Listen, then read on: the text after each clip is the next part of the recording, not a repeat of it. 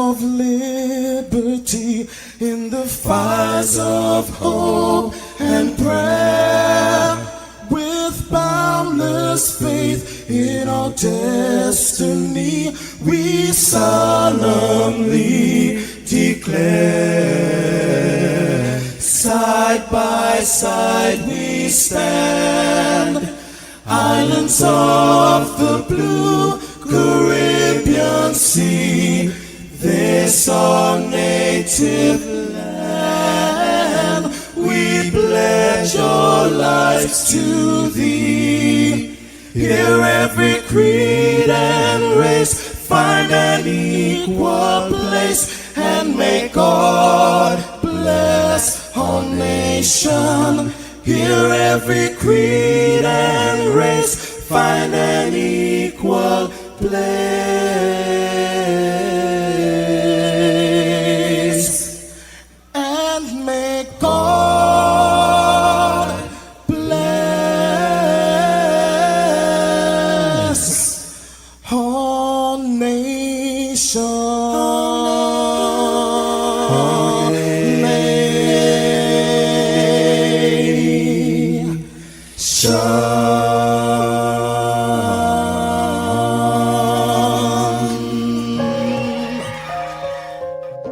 Heavenly Father, we come before you at the start of this new day, giving thanks for life, for health, and the opportunity to serve through this station. We ask for your divine presence to guide us in all we do. Bless this broadcast, that it may be a source of inspiration, joy, and unity to all who tune in. Whether near or far, may our words uplift, our music heal, and our message bring light to those who need it most. We pray for our listeners wherever they may be. Grant them strength for the day ahead, peace in their hearts, and success in all they put their hands to. Cover those traveling with your protection and those at home with your comfort and provision. Lord, may everything we do bring honor to you and be a blessing to others. Guide our steps, bless our efforts, and let this station be a vessel of positivity and hope. In your name we pray. Amen.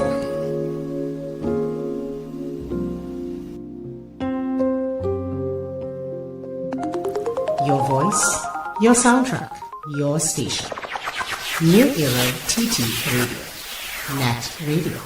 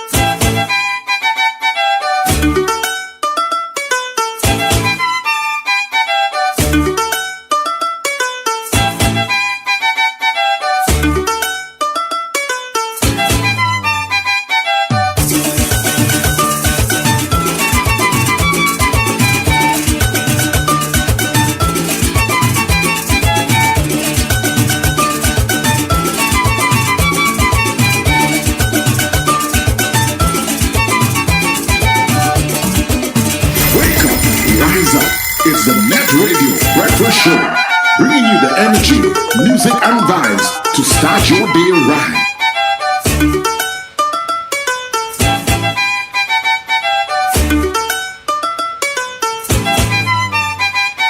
Left and right, up and down.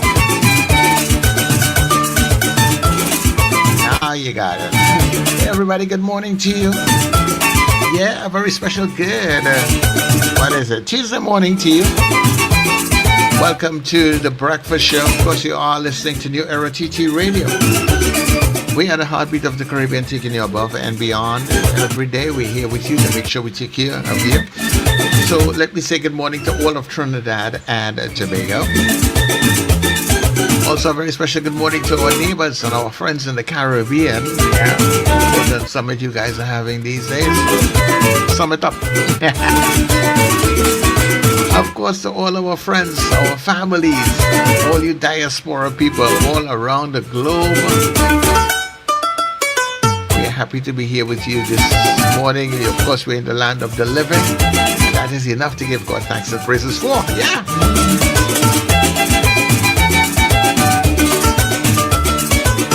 So let me say much thanks to the Heavenly Father for bringing us together for another day. All that we do, dear Father, let it be a blessing on to you.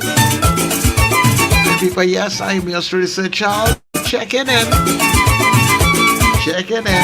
Happy am I to be in this space with you as we welcome everybody to your Get Up and Go. It's your breakfast show. Get up, it's the time to start the day. The breakfast show is here, we bring in the soca way.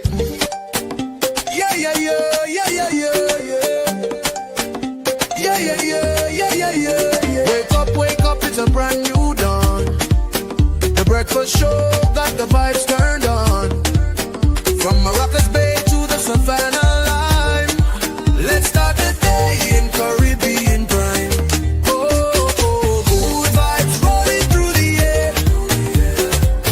Show energy everywhere. We talk, we laugh, we make you think. Grab your doubles or your morning drink.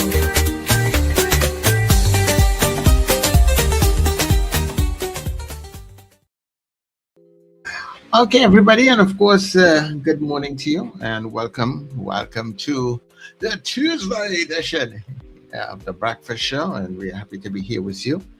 And I'm hoping that wherever you are, that all is well with you this morning. Hope you had a really good, restful night. I myself had a pretty decent night. I was tired yesterday, so I couldn't help this getting to bed early last night. I tried, to do some other things, but boy, I was just at a point I just could not keep up. And when around 10:30, I'm bepping all over myself. Phone hit them in my head. I say, see this? It's gone sleep. So I did. I slept actually all through the night. The alarm woke me up this morning, and if it was for that alarm, probably might have been still sleeping. I was feeling that kind of tired, sluggish last night. But it goes like that every now and then. But let me say good morning to Richard, who looks like he had a good night rest himself. Actually, I was. I got some sleep, but I was up pretty late doing some stuff last night. I'm always on the computer doing something. So, I was up till about nearly 2, half 2 actually, doing some stuff. But that's part of it. But good morning, Sir Charles, and good morning to our listeners and our viewers in whatever time zone. Good morning to you wherever you are on planet Earth. And, whatever kind of weather you're having. And welcome to the Breakfast Show, coming to you live out of Trinidad and Tobago. Yeah, it is. And in case you didn't know where it is, if you're now joining us from whatever part of the world, it's in the Caribbean. You're supposed to know where it is by now, but anyway, some people just don't. Maybe it depends on how far east or anyhow. I suppose. I don't know. Sometimes I hear people being asked all sorts of simple questions. Not only in Trinidad and Tobago, in some of those kind of programs, where they're asking you basic little questions. And the level sometimes of people's ignorance is amazing, you know. What? But you know, you just move on.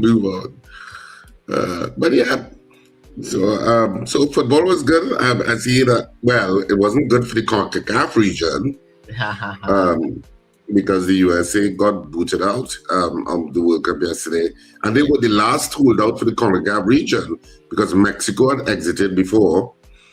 So my CONCACAF region's sole hope was the United States, and well, Belgium took care of that, I guess, if you want to put it that way, last night. They did. So they really did. So, you know, I was back in the CONCACAF region to get in, you know, to the final 8. Not final 8, but the quarterfinals. And, well, did not happen. No. So it looks like basically a European and South American showdown. And with there is one African continent country, isn't it? Morocco, is it? Well, Morocco is already in, and Egypt is. But I think it's only Morocco at this point. Yeah, basically the qualifiers so far are Morocco, France, Norway, England, Spain, and Belgium. So after today's games, Argentina is going up against Egypt.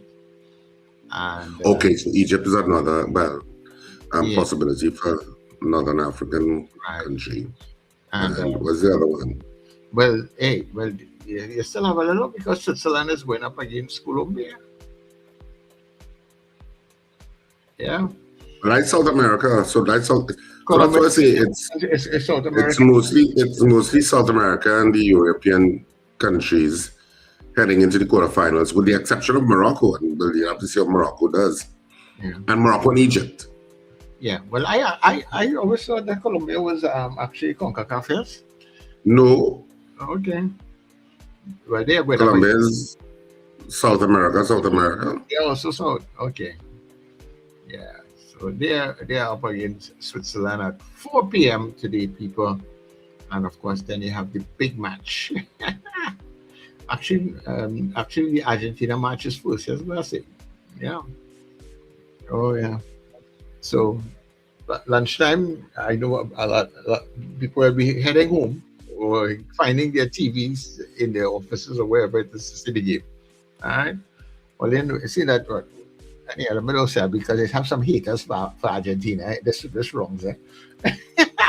We have some silent haters, but I am hoping that, you know, at the end of it all, it's getting ready for that quarterfinal day, and boy, it's these final 2 teams now, and then it's down to the final 8. So the football is looking good. It's almost done. All this excitement, we're not finishing what, a week or so? Yeah, by July 17th, 19th or 17th, somewhere around there. Somewhere in that area there. Mid-July. Yeah. Mid-ish July, somewhere around there.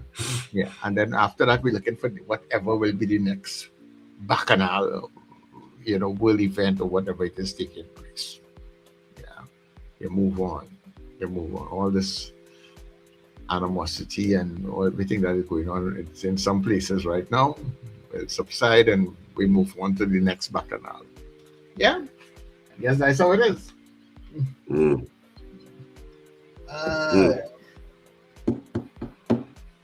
right, well, let me get into good news and come back.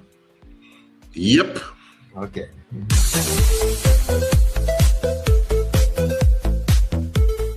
Do you know why wise people say we should live like wolves?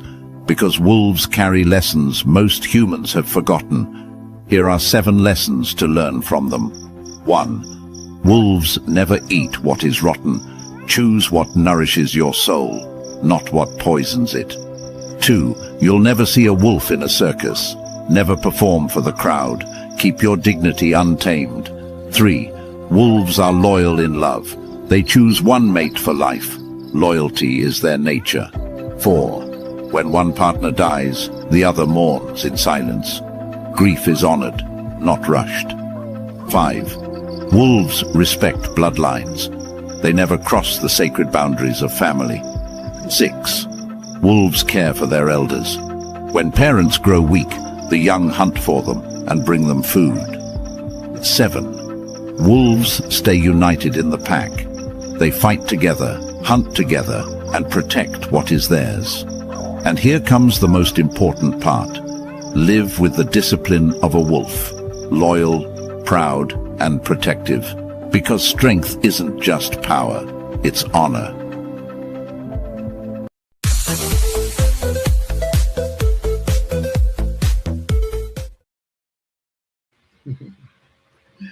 All these Stoke sayings. Stoic. Yeah. I like them, you know. I like them. I mean, and they have this guy with this voice. He have a voice that you just can't help but listen to. Yeah, and he speaks it with that authority. You know, yeah. What is like? You better hurry up and get going, huh? I like that, but that's a good message. You know, you can take some lessons from some of those animals and see if you can apply it to daily life. Someone gets you thinking a little bit. Yeah. All right. Well, Richard, let's see who's in the stream this morning. Yesterday I wasn't able to say hello to the people in the stream and stuff. It was those. You know, we started with Valerie Mendoza. She says, "Good morning to the breakfast team." Good morning, Valerie. Odell Guy says, "Good morning, blessings to all." Kid George 47 475 Kenny in Harlem says, "Good morning, gentlemen." Pamela O'Connor says, "Blessed morning." Margaret Thomas says, "Hi guys, blessings," and she's waving at us. God's grace, blessings, Sir Charles, Richard Wendell, love always Suzanne, Suzette, Corrine, Mrs. Gemma, Maria S, Maria H. So that's from Suzanne Jessup. And of course, Suzanne is reminding people to get the early bird tickets for $200 for the Cooler Cruise boat ride NETT Radio on the 15th of August. Very important, Suzanne. Thank you very much. Yes. So he's reminding people, get your tickets for the cruise. And if you ain't coming, still support. Yeah, still support. So, yeah, Trendman 2003 says, "Blessings Tuesday morning to you." Apollonius, pleasant morning to you. Wendell, Sir Charles, and Richard, have a blessed day. Blessed rising, Rowendell, Richard, Sir Charles, and all locked on. Thank God for life. Happy and safe Tuesday. That's from Ava Smith. Good morning, Ava. Who's that now? Robert Allen says, "Blessed morning to the crew. Locked on. Have a fantastic day." Deborah Noel Saret says, "Good morning to everyone. Have a safe and productive day." Erica Charles says, "Thank God for sparing our lives to see another beautiful day. Blessings and love to all." Very good, Erica Charles. Thank you. Manuela Peters, good morning to everyone. And welcome to my niece Letitia to Orlando. Hope she's enjoying her stay. Yeah, Letitia, have fun. Robert Taylor says, "Good morning." Good morning, Robert. Manager TT, U23, that's Norris Ferguson, I believe that is. Good morning, everyone. Good morning, Norris. Who's this now? Diane says, "Blessed morning, guys, and all on the live chat. Give thanks to the Most High God." And Debbie Modest says, "Good morning, gentlemen." Maria Rock says, "Good morning, gentlemen. Do have a blessed day." Thank you, Maria. You too. Sis Super, what is this? Oh, that man will praise the Lord for his goodness, love to everyone. Okay. Kathy and Charles, good morning, everyone on the Breakfast Show. Have a great day. Special morning to Arlene and Stephen. Good morning, Arlene and Stephen, too. Wendy and James says, hooray, Belgium for USA won. Well, I'm not hurraying for that. I wanted CONCACAF to get into the quarterfinals. I have to say, Marlon Motley says, good morning to the breakfast show. Good morning, Marlon. Hope you're having a great day. Ali Lewis, blessed morning to the breakfast crew and the listeners. There we go. Ingrid from Tucson. Good morning, Ingrid. Carol Guevara says, good morning. Michael Eastman says, good morning. Good morning, Michael.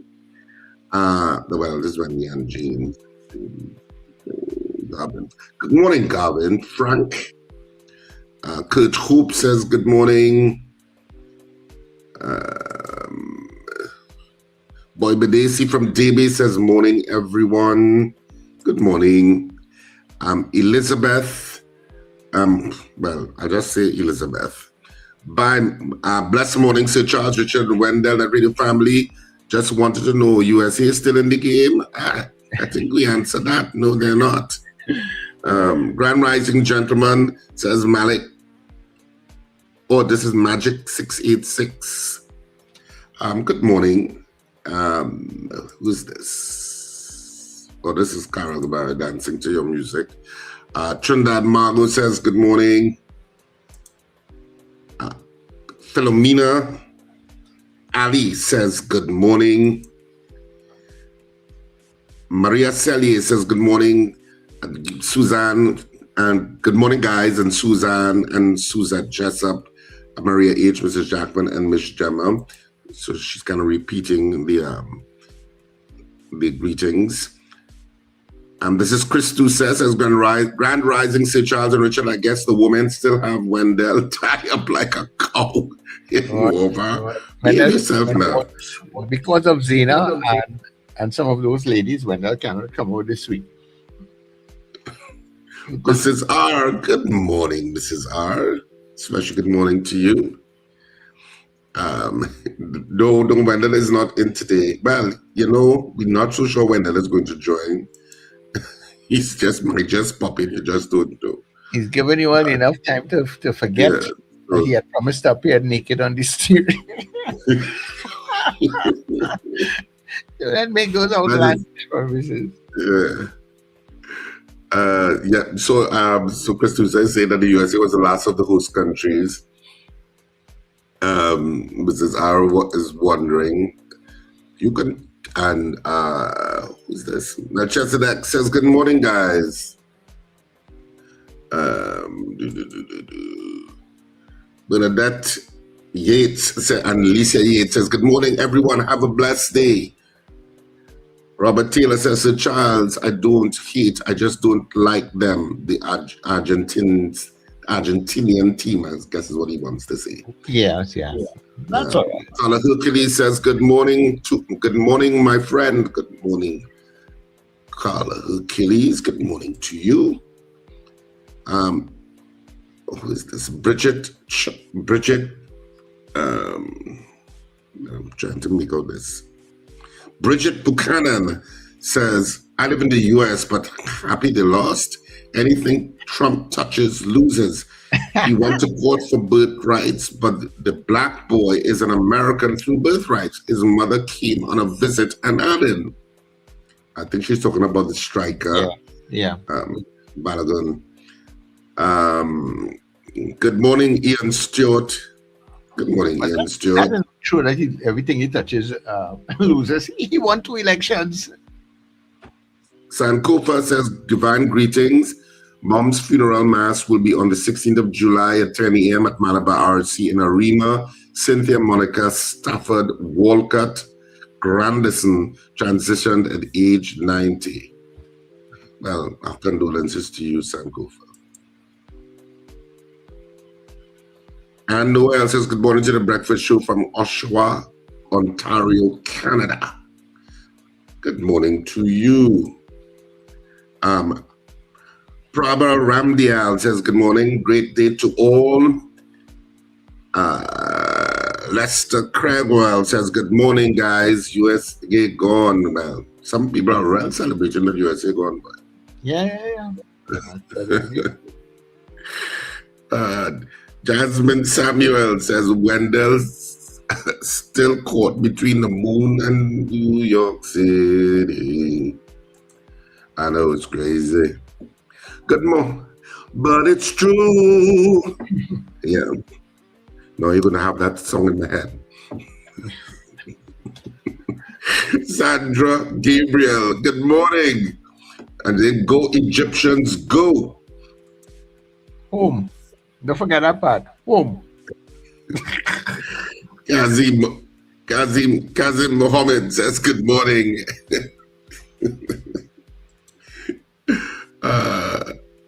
Kim Gavaya says good morning to all. Blessed day. There we go. Oh, like the wolves, good example for humankind. She's appreciating your good news. Okay. Is this here now? Nadia Stevens says good morning, guys, and all locked on. Blessings. Good morning, Nadia. USA playing for red card gone home. Oh, they're already home. Yeah, they're man. Huh? What's that? They don't have too far to go. No, they're right there. Sir Charles, I'm available to sub in when Wendell and Richard not available. So Who is there that? you see you have your co-host. Who is that? There's Christus there. Sankofa says, Ray, USA sent packing. Why are people enjoying that USA is out? I'm not happy about that. The CONCACAF region always gets sidelined. And I think we are the last person here. Oh, okay. This is our just commenting. So that's it for people in our stream. I don't know if you have to say good morning to anybody on your end. Yeah, Sir Charles. I do. Let me say good morning to Archbishop Clark, came in very early, then Kenton Laventel. Miss Sampson was up very early on this chat this morning. Also to Ariel, welcome. Frank Inaruka. Zena, good morning to the Powder Puff ladies. Miss Sampson, Miss St. Augustine, sorry. Brenda in Penal, very early with us too. Sherma Paul, good day to you. Peter Wilson in St. James. CJ out there in New York, who is kind of sad because the US lost. Rena Boodoo Jennings, good day to you and the people out there in Pity Valley. And Ron DeSantis Jr., good morning to you. Normally, all throughout the tournament, every time somebody loses, he sends me these horrendous voice notes. I did not hear from him last night. All right, I just want you to know, Ron DeSantis, I did not hear. I was looking to hear a little squealing comment from you last night, but you didn't send me any message. Anyhow. We're going for ad break. Stay with us on the breakfast show. We will be back. All right. Christmas in July. So you know what? Advertise here now, people. Right. Are you a business owner? Well, take advantage of NETT Radio and Kyle Caribbean TV Christmas in July advertising special. Throughout the month of July, enjoy 33% off all advertising packages. Whether you are micro, small, medium, or large business, now is the perfect time to put your product and service in front of the people who matter. Reach your audience through radio, television, and social media, all at 33% off. Don't miss this limited Christmas in July offer. Call us today at 281-1315 or 299-5156 and let NETT Radio and Kyle Caribbean TV help you grow your business. But hurry, this special offer ends July 31st. It's Christmas in July on NETT Radio and Kyle Caribbean TV.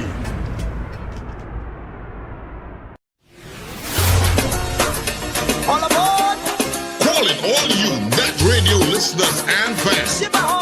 It's time to pack your cooler, gather your crews. Join us for NETT Radio Halloween Cooler Crew in red, white, and black. On board the luxurious Island Royalty, Saturday, 15th of August. Boarding at 7 p.m. from Hardcuts Shagaramas. We sail at 8 p.m. sharp.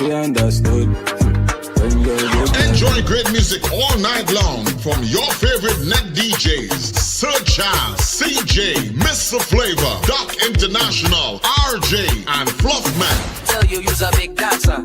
Come show Early him you's a bird big tickets at dancer. just $200. After $250. Get your tickets now at Crosby in St. James, Rumba, St. James, Bobby's Bar in Kure, Bats International in Arima, K Square Fashions at C3 Center, West Mall and Eastgate Mall, and all net DJs. No glass bottles allowed. Bring your coolers, bring your crews, and let's celebrate together. NETT Radio, Halloween, Hula Cruise, Saturday, August the 15th, aboard the Island Royalty. For information, call 638-2609 or 497-7173. Halloween, on the scene.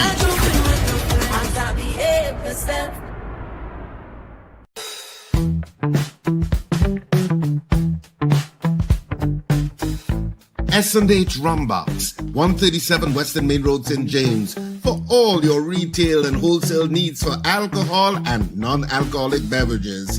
Call us at 686-0599 or visit us at 137 Western Main Road, St. James. S&H Rumbox, drinking out of the box. What do we all want for Trinidad and Tobago? Safer communities, greater opportunities, and a better future. Join Denise Deming every Tuesday at 11 a.m. on NETT Radio for Common Ground TNT. Each week, respected guests tackle the issues affecting our nation, from crime and education to healthcare, the economy, and good governance. Common Ground TNT, finding solutions through conversation. Tuesdays at 11 a.m. on NETT Radio, NETT Radio. Get ready. The road to football's biggest stage starts right here on NETT Radio and Guile TV. Join us for Inside the Net, the road to FIFA World Cup 2026 Insights. Every weekday, take a journey through World Cup history, legendary players, unforgettable goals, football's greatest nations, rising stars, iconic stadiums, and the stories behind the beautiful game. From Brazil to Argentina, Germany to France, and every nation chasing football glory. Join us daily at 7:55 a.m. and 11:55 a.m. Don't just watch the World Cup, live the passion. Inside the Net, road to FIFA World Cup 2026 Insights. End Times is here. Are you prepared? Check us on New Era TT Radio or NETT Radio with Brother Raka and Brother Yatazakawa on Mondays from 7 to 8 p.m. End Times is here. Stay tuned.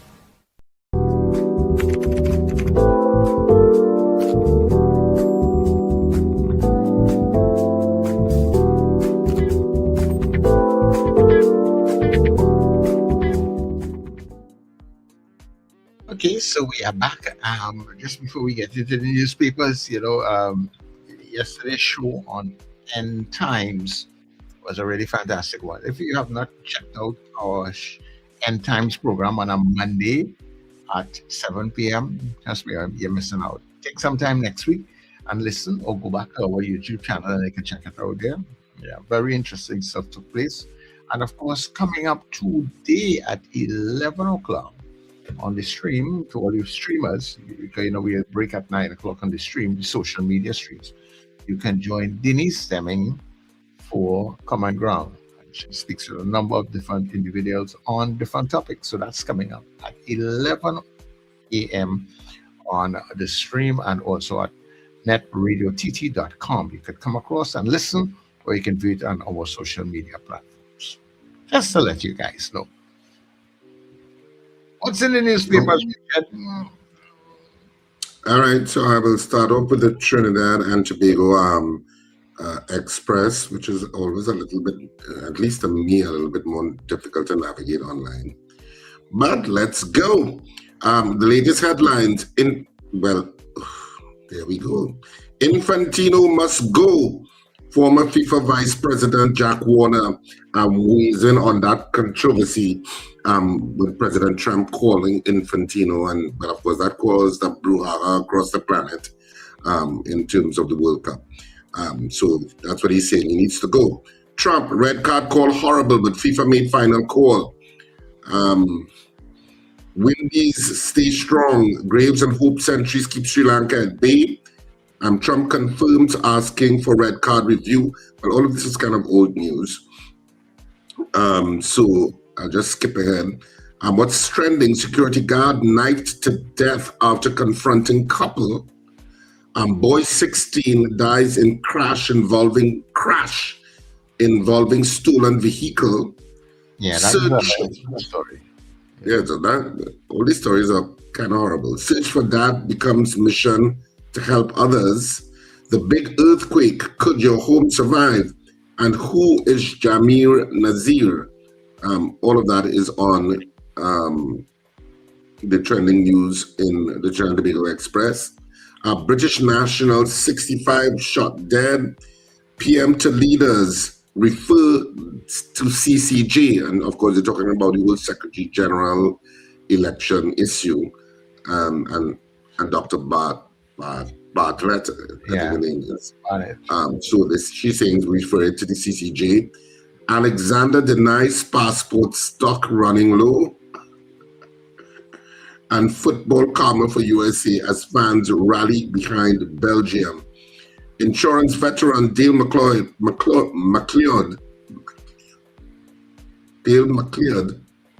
joins Pan American Life. Prestige, well, I suppose this is kind of business news. Yeah. Prestige reports 44% drop in half-year profit. AmCham calls for 7% GDP target. Jillian, revitalization contracts coming soon. Nestle assures government on jobs. And seniors learn to spot banking scams at BAT workshop. So that's it for the Trinidad Express this morning. And I'll go straight to the Trinidad and Tobago Guardian and get what their trending stories are this morning.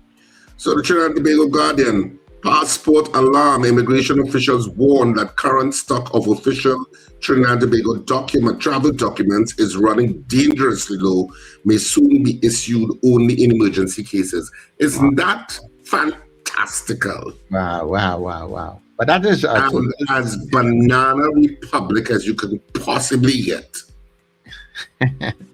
Wow. I don't think you can get any more banana republic than that. Seriously.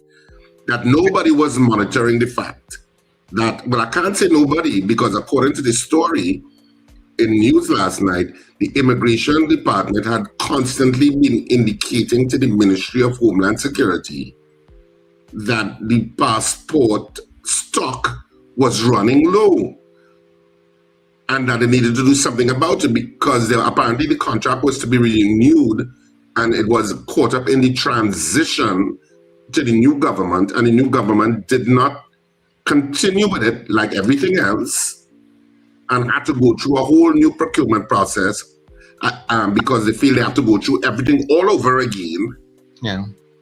That's how it came across to me. Everything is suspicious. And now, who suffers? The citizens of Trinidad and Tobago. That's who suffers. Forget politicians, the 41 of them. You and I are going to have to suffer with regard to that. And those ridiculous wait times of months and months and months. I mean, it's incredulous that a system to get a passport, which is such an essential document because people travel all the time, should be so inefficient and so long-winded. And now, to the point that you can't even get the passport. And according to the news item last night, the Immigration Department had been warning and saying, look, this is going to happen, this is going to happen. Apparently they were ignored. That's the takeaway. And now the government is basically saying, well, only get people who really need or slow down the whole process even more than it slowed down, because the process slowed down a long time. Yeah. So apparently they're now saying slow it down more. Yeah. But the thing about it, apparently, is there some sort of change taking place? Because from what the Express... Wendell, now, Sir Charles, that is an excuse being proffered. Because that whole transition to e-passports, even if you were doing that you must understand that, look, even if I can't accomplish that in this point in time, when immigration is telling you we are running low. There was a contract to be signed, and I'm not so sure the contract included, the new contract that was to be signed included e-passports. But even if it didn't, we still need to fill that gap. No, I understand that. I'm not against that, but I'm just showing that what the other side is saying. You know, it have no other side. What other side it have? The fact of the matter is people can't travel. If you have no passport, you cannot travel. Your daughter could be getting married in Germany next week. You cannot travel. Right. So some family dies in England. You cannot travel. Some granddaughter born in Kansas. You cannot travel. And while I hear all of that, I am saying to you that while we are in one side, the minister is saying only one side. There is only one side. The fact is that passports are running out. That's the only side you need to know. So the minister bringing a different side of the story is not a different side of the story. That is justifying incompetence. Well, that's not a different side. Well, he's actually saying that they are putting things in place. Running out of passports because we move into a new system. He's saying that there is no shortage. Who minister are you talking about? The Minister of Homeland Security say that? I said that's what the minister said. The Minister of Homeland Security said there's no shortage? Yeah, he said that you saw a clip with the Minister of Homeland Security saying there is no shortage of passports? Wait, no, I'll get into this, the meat of the story for you just now. No, I'm just asking if you saw some clip where the Minister of Homeland Security said there is no shortage of passports. Right, he said that he refuted claims that passport processing was being internationally sold because the ministry was running low on its stock of machine-readable passport. He said he inherited the entire process in disarray and recalled that investigations were continuing into allegations of corruption involving passport appointments as well as applications for work permits and residency in Trinidad and Tobago. Wherein what you just read there, he said there was no shortage of passports. The man just said that he refuted the claims of the processing was being slowed down because the ministry was running low. He said he's refuting the claims that they were slowing it down because they were running low. He didn't say that they're not running low. He said they were not running low. But if he's refuting claims that they are not running low, Richard, that stands to mean that what they have, they can really. So Charles, read that sentence again and analyze what was said there. Read what you just read again and analyze if at any point he's actually saying that there's no shortage of passports. All right, so let me read it again. He said... Yeah, you read it again. You can read it silently. Let me finish with the headlines. You could come back and tell. You could come back and convincingly tell me, yes, that's what he said. You could come back and convincingly tell me that's what he said. All right, okay, right. Go ahead. Gonzalez, PNM executive to contact stalwart Ford on concerns. What is that about? That's sort of like Ashton Ford. Let me see what's going on here. I need to delve into that.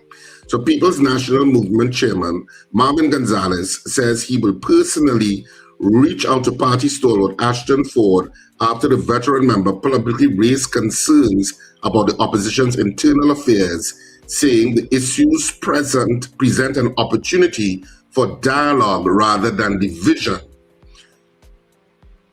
Speaking with Guardian Media outside Balizé House, Port of Spain yesterday, where members gathered for an interfaith service, Gonzalez declined to say whether Ford's claims were true, but acknowledged they reflected concerns that deserve to be heard. Well, I don't know what that is. maybe we need to get out to Ashton Ford, and maybe, you know, Ashton Ford doesn't mind necessarily talking. So I will send his number. Justice Minister denies relative holds diplomatic passport. Mulilal, 92 acts of sabotage in oil sector since October, and Pan Trinidad reaffirmed support for Silver Stars band players. As I said, I'm sure Pan Trinidad would have come up with some sort of statement, and so said, so done, they did. St. Kitts Minister urges Regent harness orange economy. Methanex dispute receives debate over gas price secrecy. Farrell considered term limits for Chief Justice. And Maguire challenges Huawei's optimism, and prestige profits fall 45.7%. I thought it was 44.7. I'm saying it's 45.7 here.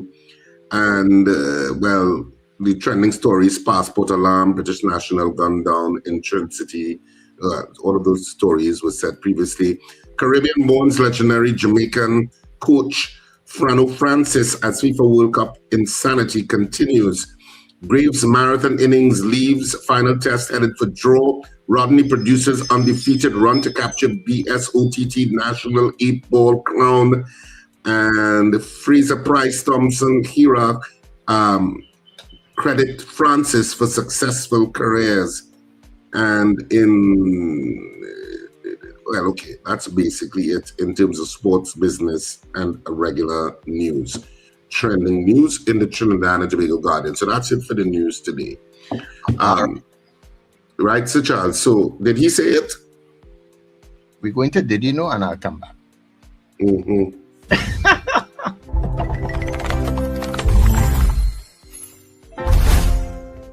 They hired him to read the news as long as nobody had to see his face.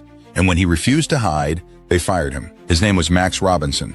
And before America knew him as a trailblazing journalist, television executives tried to keep him invisible. In 1959, according to broadcasting records, 20-year-old Max Robinson beat every other applicant for a news job at a Virginia television station.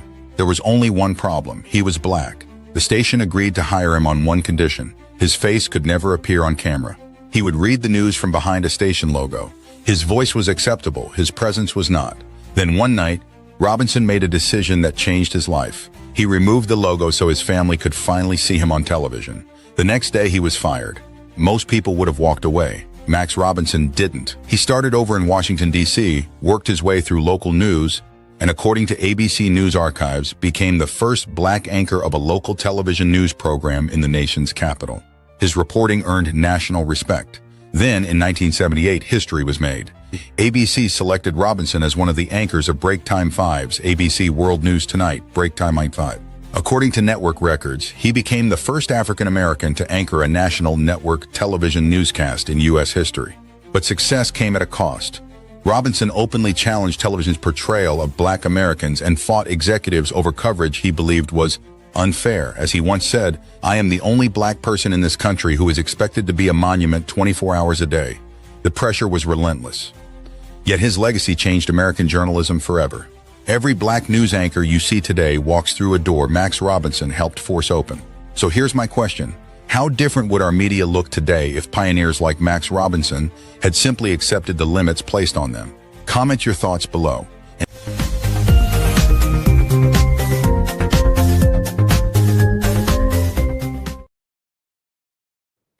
Now you know. Yep. Now you know. Yep. So, of course, we can take some of your calls as we head towards 7 o'clock before we put up the poll for this morning, which, of course, is connected to this apparently alleged passport fiasco. So let's call it alleged. Yes.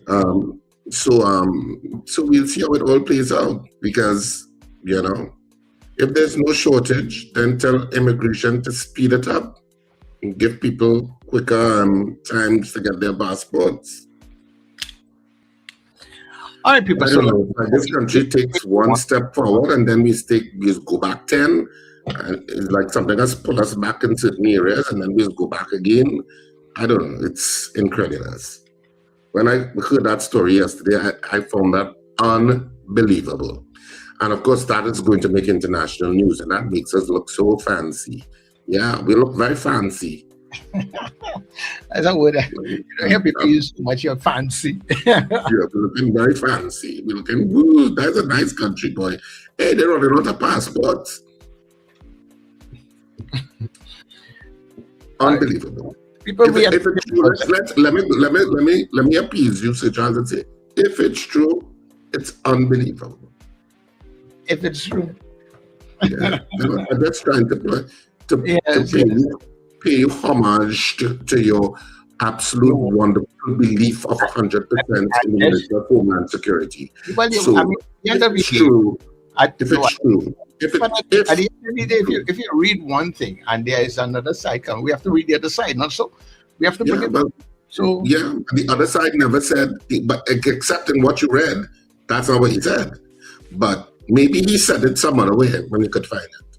Well, maybe he didn't actually say, well, look, there's no passports available, but he said that they are moving into a different system.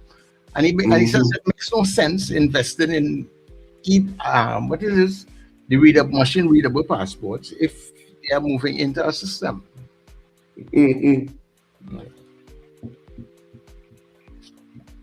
All right, so people, our lines are open to you, and I don't want to believe that my line is giving trouble this morning, but that is what has been said, right? So 28113152995156. You can get on the show. We would love to hear. I like Wasa saying, we're moving to a new type of osmosis water supply. So because we move into that, you all have no water for a little while. Because we move into that. Because we can't do both at the same time.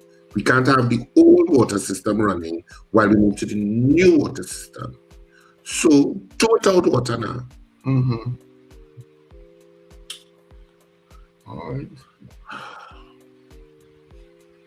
Well, just so let's hope that so is it right now that people are not getting passports at all, or it's just that the backlog is getting longer and longer going on? Well, according to the news report, they're saying that it's now so low that very few people are getting passports, and even if you wanted an expedited passport, it will not be the definition of expedited anymore. Because everybody will try to get an expedited passport, which just puts another strain on the system. But they said it is so low that they don't even know if they can facilitate that. And part of the story, which one makes me want to believe it's true, is that it was said that the Immigration Department has constantly been reminding the Ministry of Homeland Security that they were approaching this crisis. In addition to which, the news report last night say, you can't just, the government saying, they're going to a new procurement because this is all of this came out in the story last night, that they were moving to a new procurement methodology because they didn't want to go with the old procurement methodology that the PNM used. Because once another party come into power, they like to do over everything, right? So they don't want to go with that methodology that they utilize, which was just to be signed with the same Canadian company that always supplied all the passports. And they're going to do the new procurement methodology. Now, all of this time, immigration said, hey, passports running out there. Hey, passports running out there. Hey, passports running out there. Different levels of urgency and portraying there. It's still running at the same level. And in addition to which, one of the stories last time with regard to that was that it's not a quick fix. Because passport requires certain kind of paper, etc., and all of that takes months to get to the point of you getting delivery of passports. So if you're late, you're real late. Yeah, and I mean, in spite of everything, yes, it will and can create a lot of problems.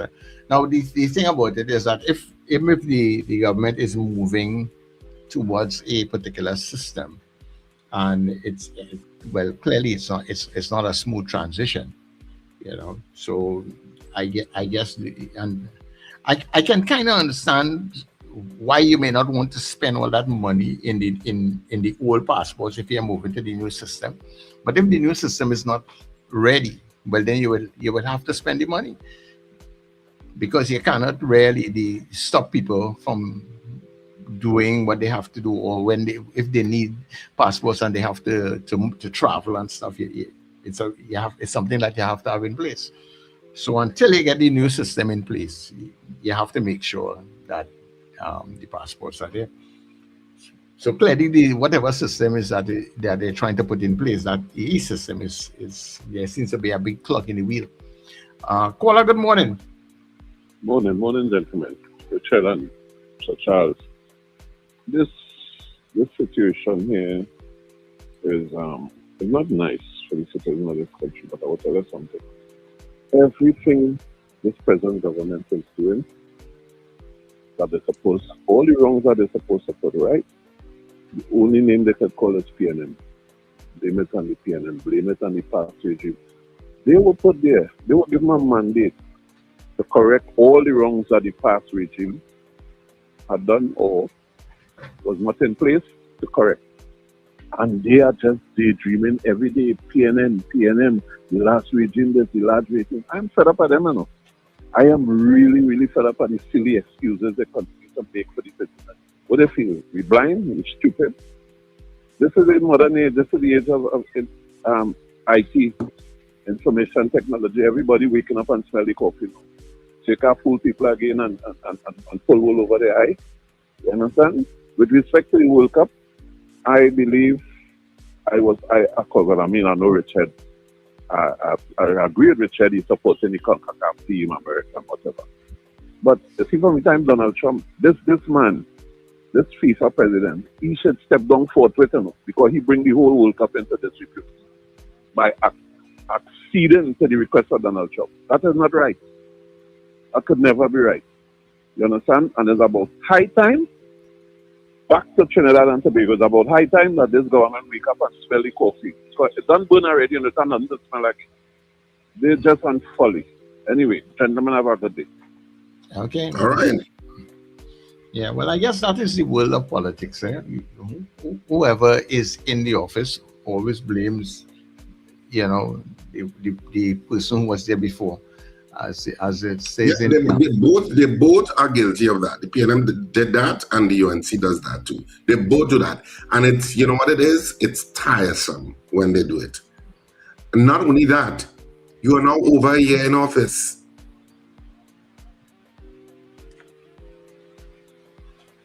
Just make whatever decisions you need to make in terms of this. Because you make decisions. You made decisions pretty quickly. With regard to CPEP and all manner of other issues, you've made decisions quickly. And if it's one thing that I have said about the UNC is that they implement, which I always felt was a shortcoming of the People's National Movement. They don't implement in as robust a way as the UNC does in a lot of things. But make what decisions you have to make. The country needs to continue and move on. You can't be twiddling your thumbs. Yeah. Mm-hmm. And it's only so far the currency of the last party takes you. After a while, people get deaf to that excuse. I know. We are going for the news at 7 o'clock. So our morning poll is up, Richard. Would you like to tell people? Yes, the morning poll is up. So our morning poll is, do you believe the reported shortage of passport booklets is an indictment of the Ministry of Homeland Security's competence? Do you believe the reported shortage of passport booklets is an indictment of the Ministry of Homeland Security's competence? Yes, vote 1. If you think no, they're not incompetent, vote 2. So vote 1 if you think that it really reflects on their competence. Vote 2 if you think it does not.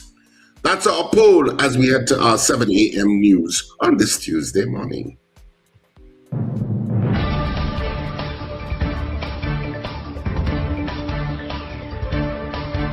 The news you need, the clarity you deserve. Local, regional, global. This is Net Radio News Now. This is News Now on Net Radio and Guile TV. I am Derek McMillan. Thank you for joining us. CARICOM leaders are facing growing questions over the reappointment of Secretary General Dr. Carla Barnett, as both Trinidad and Tobago and Jamaica raise concerns about the process. Prime Minister Kamla Persad Bissessar says Trinidad and Tobago does not recognize Dr. Carla Barnett's second term, arguing the reappointment did not follow the rules set out in the revised Treaty of Chaguaramas. She is calling for an advisory opinion from the Caribbean Court of Justice and wants Barnett to remain only on a month-to-month basis until the court rules. Meanwhile, Andrew Holness says Jamaica is not seeking to overturn Barnett's reappointment, but agrees the process has raised legitimate procedural concerns. He is urging further engagement with Trinidad and Tobago to restore unity and confidence within the Caribbean community as regional leaders continue discussions at the summit in Castries. The National Insurance Board says it owes more than $50 million to a service provider as work continues on its $300 million Empowered Digital Transformation project. During a joint select committee meeting, NIBTT officials said the project is designed to modernize the agency's outdated paper-based systems and improve customer service. So far, the first two phases have been completed, while the final phase will allow customers to track claims and access services online. Officials acknowledged that thousands of claims remain outstanding, but said the system is intended to reduce delays. They also revealed one contractor is owed just over $50 million and is expected to be paid when the final phase is delivered. The committee questioned when the public will begin seeing the full benefits of the project, especially as NIBTT continues to face financial pressures. Political scientists Dr. Bishnu Raghunath and Dr. Indira Rampersad say the government is under no legal obligation to hold post-cabinet media briefings. The comments come as more than 8 weeks have passed since the last briefing. Raghunath says cabinet discussions are confidential and no law requires ministers to meet the media after meetings.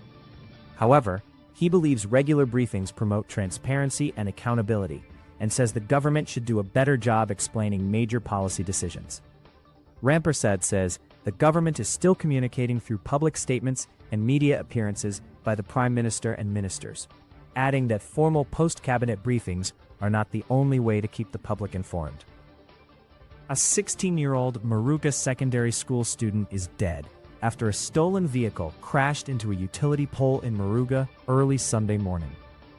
Police say Adine Baptiste was a passenger in a Hyundai Matrix that crashed shortly after 3 a.m. on Edward Trace, causing a power outage. He was pronounced dead at the scene. The 24-year-old driver survived and remains hospitalized in serious but stable condition. Investigators say the vehicle had been reported stolen, but believe Baptiste may not have known that.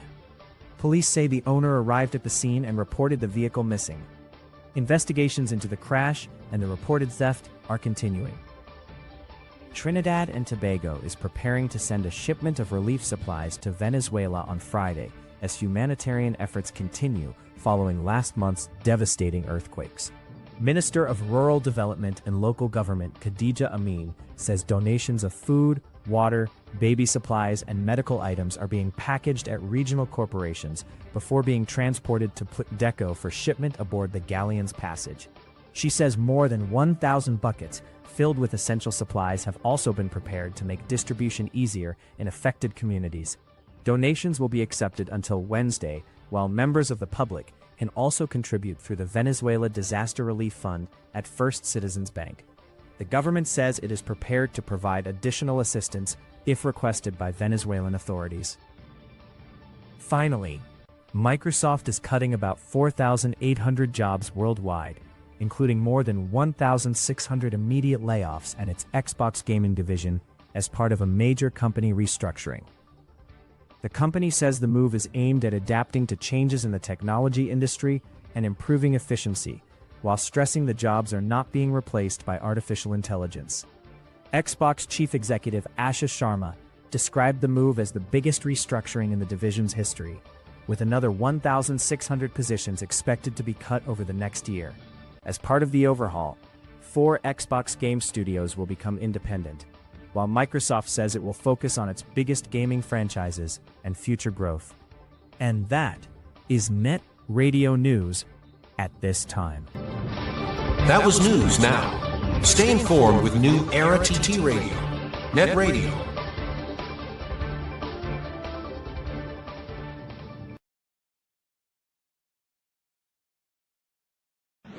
Your mid-morning just got better. Join Sir Charles for the mid-morning mix and mingle, where good music, real talk, health, and family matters come together, and your voice is heard. Whether you're at work, on the go, or just taking a break, this is the perfect mix to keep you engaged, informed, and entertained. The mid-morning mix and mingle, weekdays, 9 a.m. to 12 noon on New Era TT Radio, Net Radio. Fresh energy. This is the Net Radio Breakfast Show.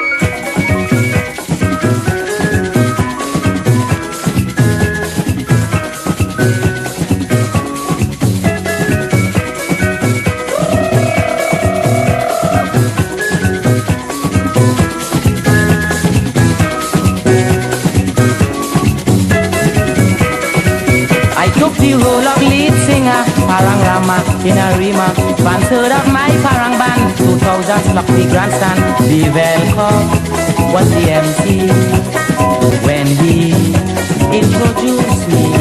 People jumping like carnival to my rendition of Serenal. Alpagata, alpagata, uno rum, uno parata. Maria, Maria, Maria, mi corazón. From Port of Spain to Faizabad, everybody know crazy mad. Maria, Maria, Maria, mi corazón.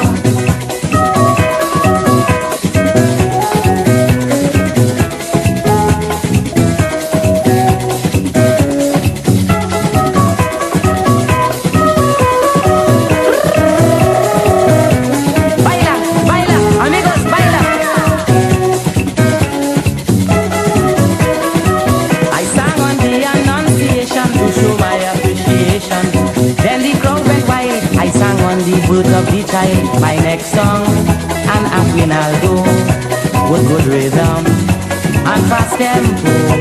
Please break down a second time to see this parang singer wine. Muchachita, vamos baila, Maria, Maria, Maria, mi corazón. Come on, bunny, squeeze me tighter, tighter.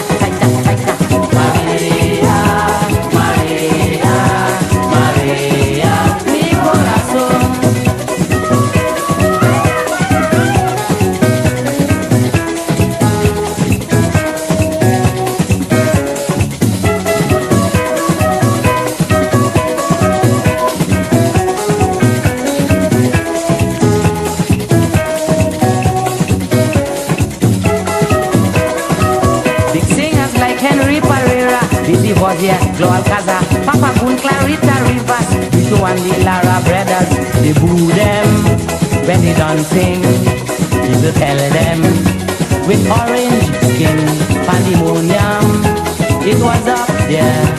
Crazy is all people want to hear. El Poquito, this place had too much mosquito. Maria, Maria, Maria, mi corazón. I got this bum choco. Maria, Maria, Maria, mi corazón.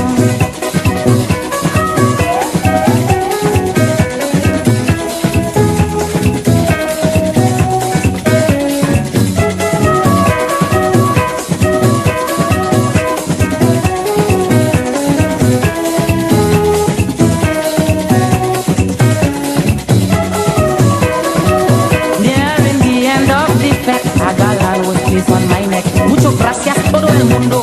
The reception magnifico.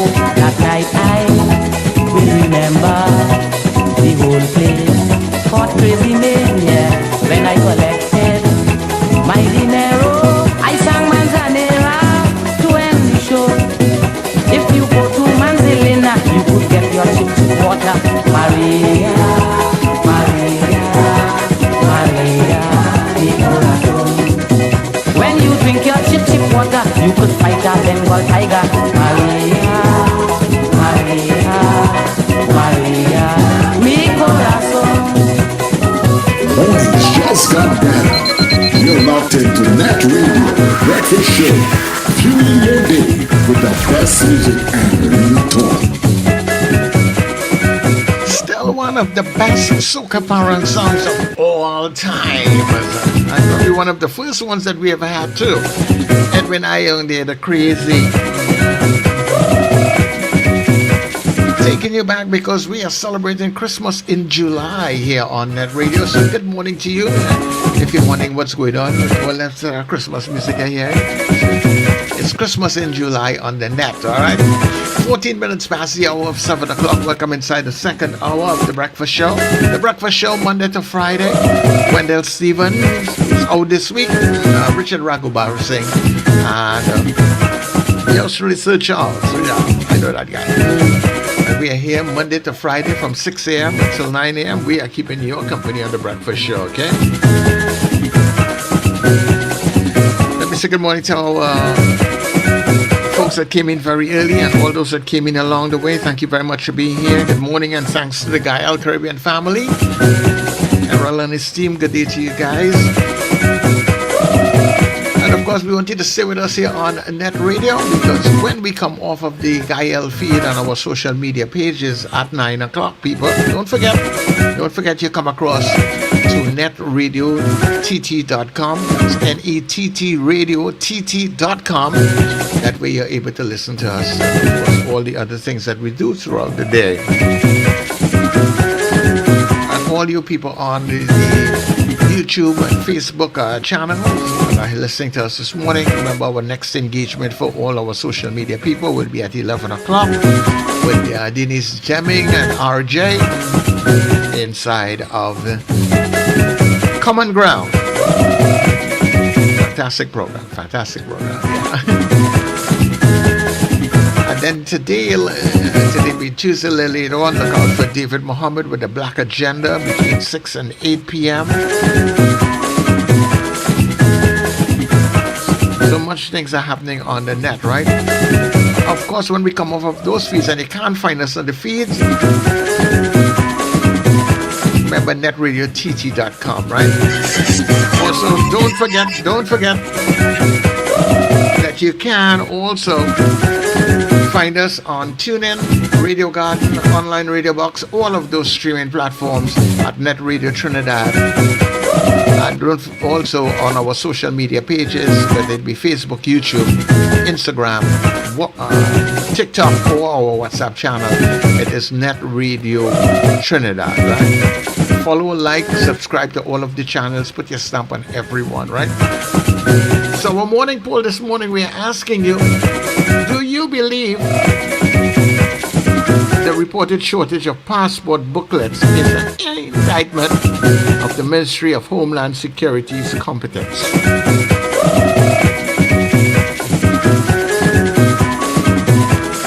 if it is, you're voting yes, you're voting 1. If it's no, you're voting 2, okay? When we come back, we'll tell you how you voted. Remember, we're getting ready to go cruising on August the 15th. Get your tickets and get your tickets now, all right? All aboard! Calling all you NETT Radio listeners and fans. It's time to pack your cooler, gather your crews. Join us on NETT Radio Halloween Cooler Crew in red, white, and black. On board the luxurious Island Royalty, Saturday, 15th of August, boarding at 7 p.m. from Hardcuts, Shagaramas. We sail at 8 p.m. sharp. Enjoy great music all night long from your favorite NETT DJs, Sir Charles, CJ, Mr. Flavor, Doc International, RJ, and Fluffman. Tell you you's a big dancer. Come show Early them who's a bird big tickets are dancer. just $200.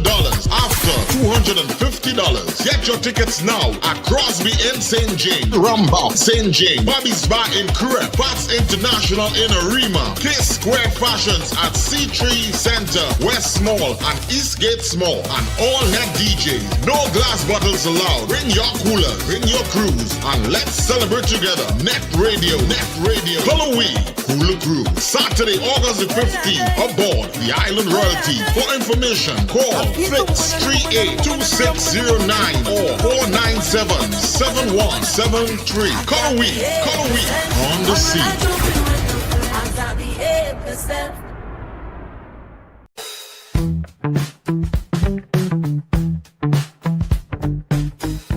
S&H Rumbox, 137 Western Main Road, St. James, for all your retail and wholesale needs for alcohol and non-alcoholic beverages.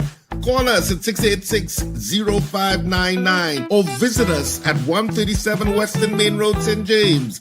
S&H Rumbox, drinking out of the box. Are you a business owner? Well, take advantage of NETT Radio and Gael Caribbean TV Christmas in July advertising special. Throughout the month of July, enjoy 33% off all advertising packages. Whether you are micro, small, medium, or large business, now is the perfect time to put your product and service in front of the people who matter. Reach your audience through radio, television, and social media, all at 33% off. Don't miss this limited Christmas in July offer. Call us today at 281-1315 or 299-5156 and let NETT Radio and Gael Caribbean TV help you grow your business. But hurry, this special offer ends July 31st. It's Christmas in July on NETT Radio and Gael Caribbean TV. What do we all want for Trinidad and Tobago? Safer communities, greater opportunities, and a better future. Join Denise Deming every Tuesday at 11 a.m. on NETT Radio for Common Ground TNT. Each week, respected guests tackle the issues affecting our nation, from crime and education to healthcare, the economy, and good governance. Common Ground TNT, finding solutions through conversation. Tuesdays at 11 a.m. on NETT Radio, NETT Radio. Get ready. The road to football's biggest stage starts right here on NETT Radio and Gael TV. Join us for Inside the Net, the road to FIFA World Cup 2026 Insights. Every weekday, take a journey through World Cup history, legendary players, unforgettable goals, football's greatest nations, rising stars, iconic stadiums, and the stories behind the beautiful game. From Brazil to Argentina, Germany to France, and every nation chasing football glory. Join us daily at 7:55 a.m. and 11:55 a.m. Don't just watch the World Cup, live the passion. Inside the Net, road to FIFA World Cup 2026 Insights. End times is here. Are you prepared? Check us on New Era TT Radio or NETT Radio with Brother Raka and Brother Yatazakawa on Mondays from 7 to 8 p.m. End times is here. Stay tuned.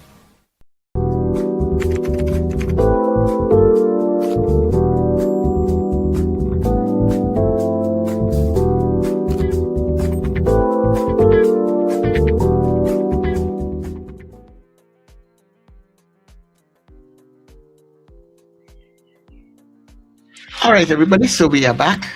Welcome back to the second hour of the breakfast show. We see if I can find the morning folder for you, Richard. Yeah.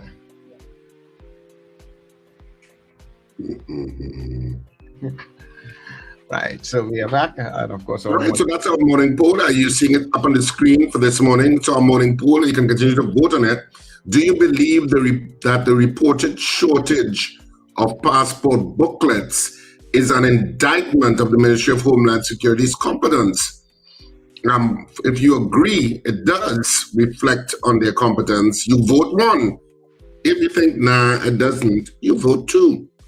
So that's our poll this morning. Do you believe that the reported shortage of passport booklets is an indictment of the Ministry of Homeland Security's competence?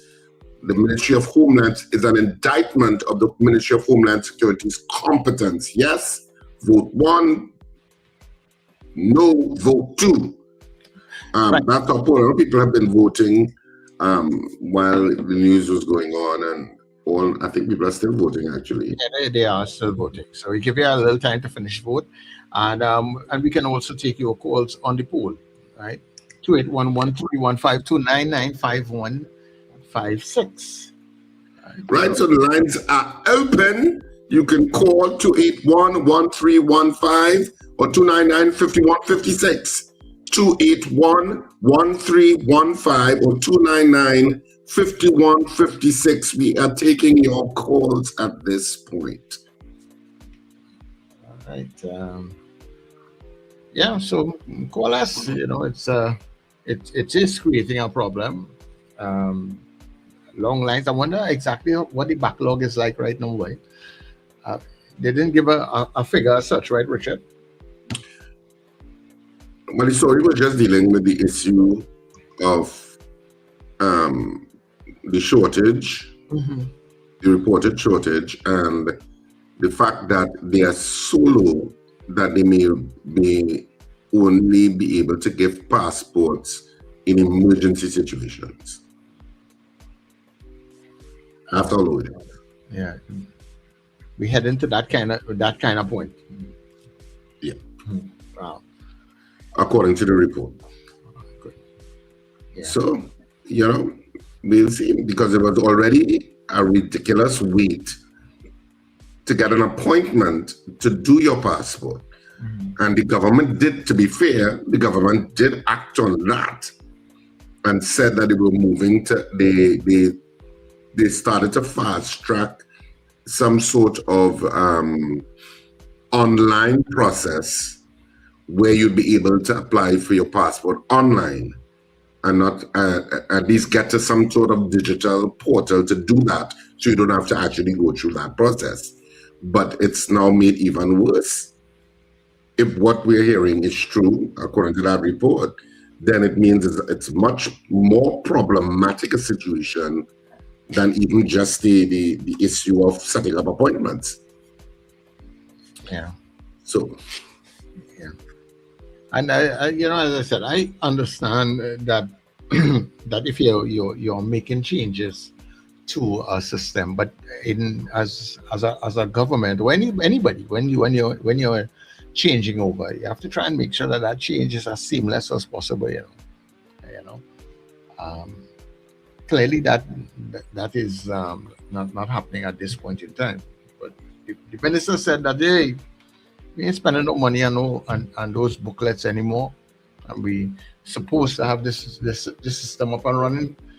The thing about it is that we don't know how long, and soon could be any time. Well, I can read you some of the article. Trinidad and Tobago's current supply of passport booklets is almost exhausted, with concerns now emerging that the government has instructed immigration officials to slow the rate of issuance as it tries to prevent the country from running out of the crucial travel document entirely.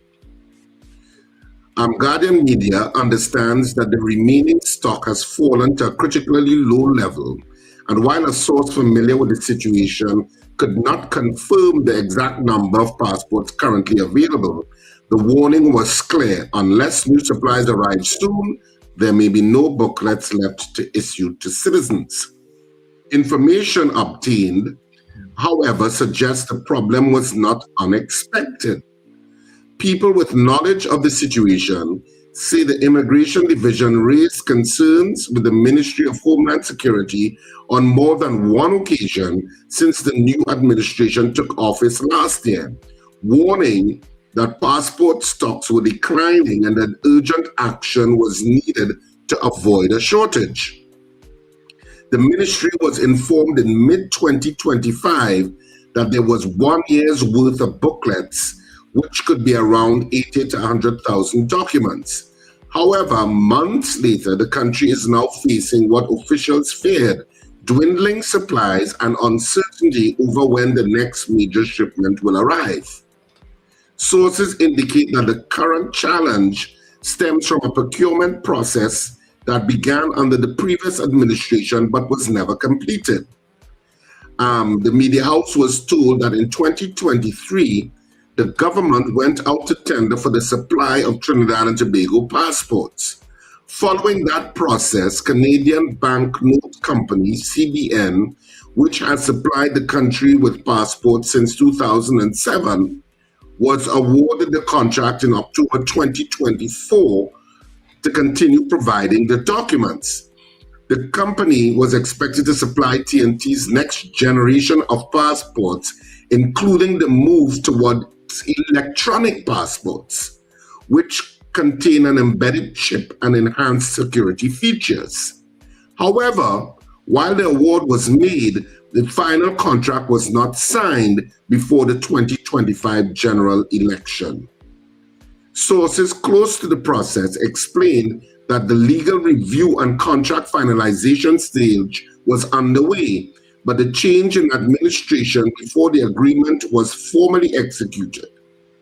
As a result, although CBN received the award, no new long-term contract was completed. Guardian Media understands that by mid-2025, concerns were already being raised internally that the existing supply would only last approximately another year if no new contract arrangement was finalized. The Immigration Division, according to those familiar with the discussions, repeatedly flagged the risk that the country could face a shortage by mid-2026. And that is where we are right now. The media house understands that both the Chief Immigration Officer and Deputy Chief Immigration Officer were sent on leave for approximately 4 months this year. During that period, the issue of the country's passport supply remained unresolved. The media house was told that during this time, a directive was also given to delay the production of passports to applicants. The waiting time for the issuance of passport has almost quadrupled in the interim as the government attempts to manage the low stock. Sources say the delays have also affected expedited applications. For example, passports requested through the expedited process, which were previously completed within approximately 2 to 3 days, are now taking between 7 and 10 days to be processed. Those familiar with the situation warn that if more citizens begin applying for expedited passports because of fears over the shortage of the remaining stock could be depleted even faster. Meanwhile, in March 2026, sources say the previous letter of award to Canadian Banknote was cancelled, effectively leaving TNT without a long-term passport supplier. The government subsequently moved towards a new procurement process, including an expression of interest, inviting companies to indicate their willingness to supply passports. However, those familiar with passport procurement warn that selecting a new supplier is not a simple process. The EOI stage must be followed by evaluation, shortlisting, a request for proposals, further assessment, contract negotiations, and final approval. Under normal circumstances, they say that process can take several months or longer. The media reached out to Chief Immigration Officer Mary Roseanne St. Hill Bilwan, but she did not respond to our questions before press time. With supplies running low, the media house understands efforts were later made to obtain an additional quantity of the current machine-readable passports rather than the newer e-passport. It is understood that Canadian Banknote was able to provide a limited shipment of booklets from existing stock linked to the previous arrangement with the state. However, sources say that reply only provided temporary relief. It goes on, it's a comprehensive article. It's a lot. So it is going on. So, Sir Charles, that answers your question. the contract that was signed included the new e-passports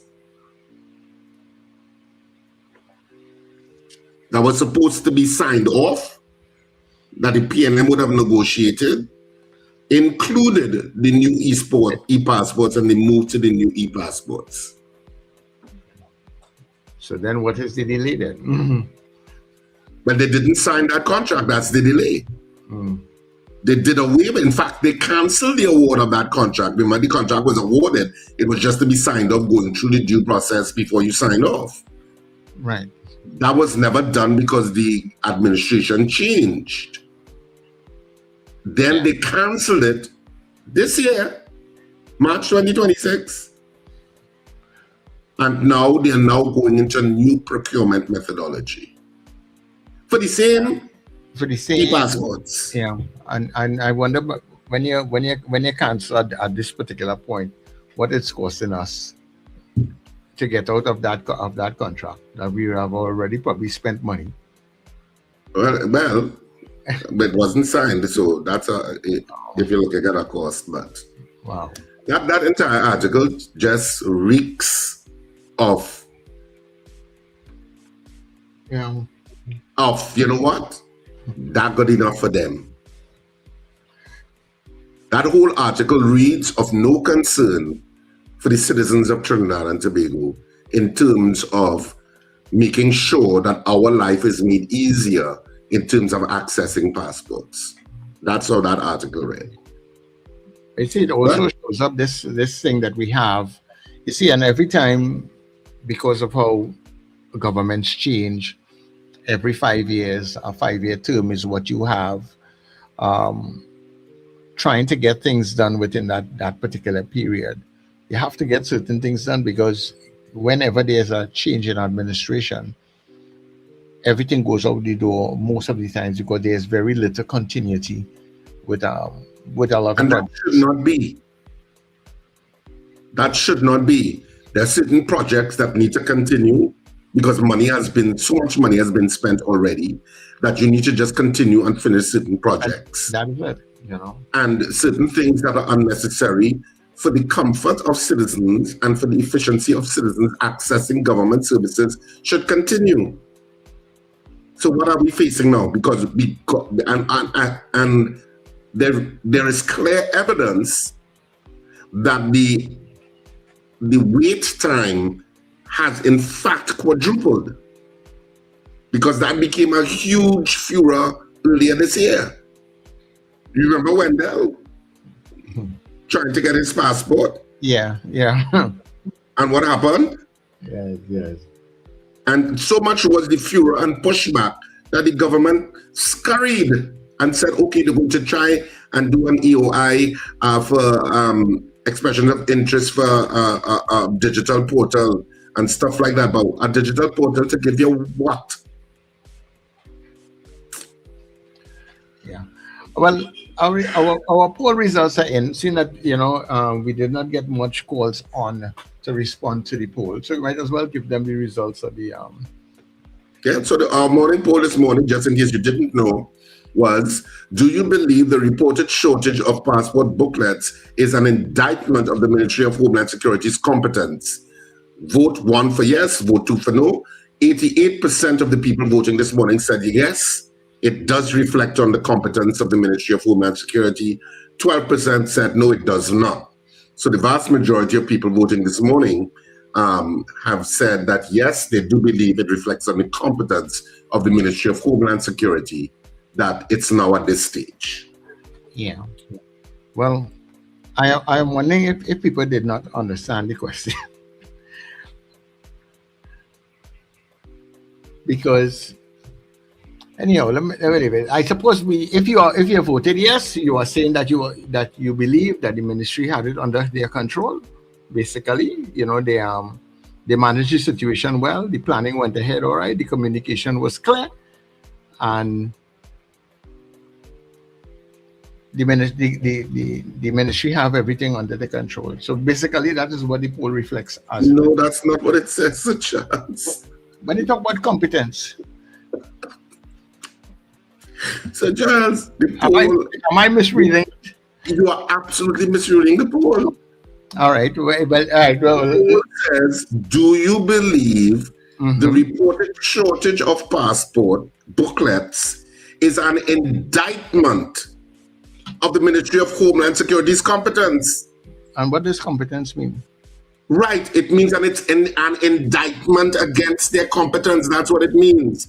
That's why 88% of people are saying, yes, it's an indictment on the competence, meaning that they weren't competent. That's why the majority of people voted and said, yes, it is an indictment on their competence level. So 12% are saying, no, they don't think, in other words, 12% are saying, no, we don't think they're incompetent. But 88% are saying, yes, we think they're incompetent. That's what it says. All right. Well, okay. So, I give way then, because if that is, I understood it differently. What reading the poll? How can you understand it different? Why? I am going on that road, Mr. Charles. There's not enough coffee for me to handle that. All right. So we can take your calls. Let me open up the lines as we head towards 8 a.m. this morning. This is the point where you can get interactive with us. 281-1315, 281-1315, or 299-5156. Ooh, you can weigh in on, but not only on the passport fiasco. Well, somebody will call it passport gate just now. 281-1315, or 299-5156. We're taking some of your calls. The lines are now open. All right, so while we wait to see if people respond coming through there was another story in the newspaper today, Richard, that talked about the could be in Trinidad and Tobago survive an earthquake the magnitude of what Venezuela got and stuff, and we saw that there was this the Association of Professional Engineers of Trinidad and Tobago. They were saying that we probably may not be able to survive a major earthquake to that magnitude. We would probably have significant damage also.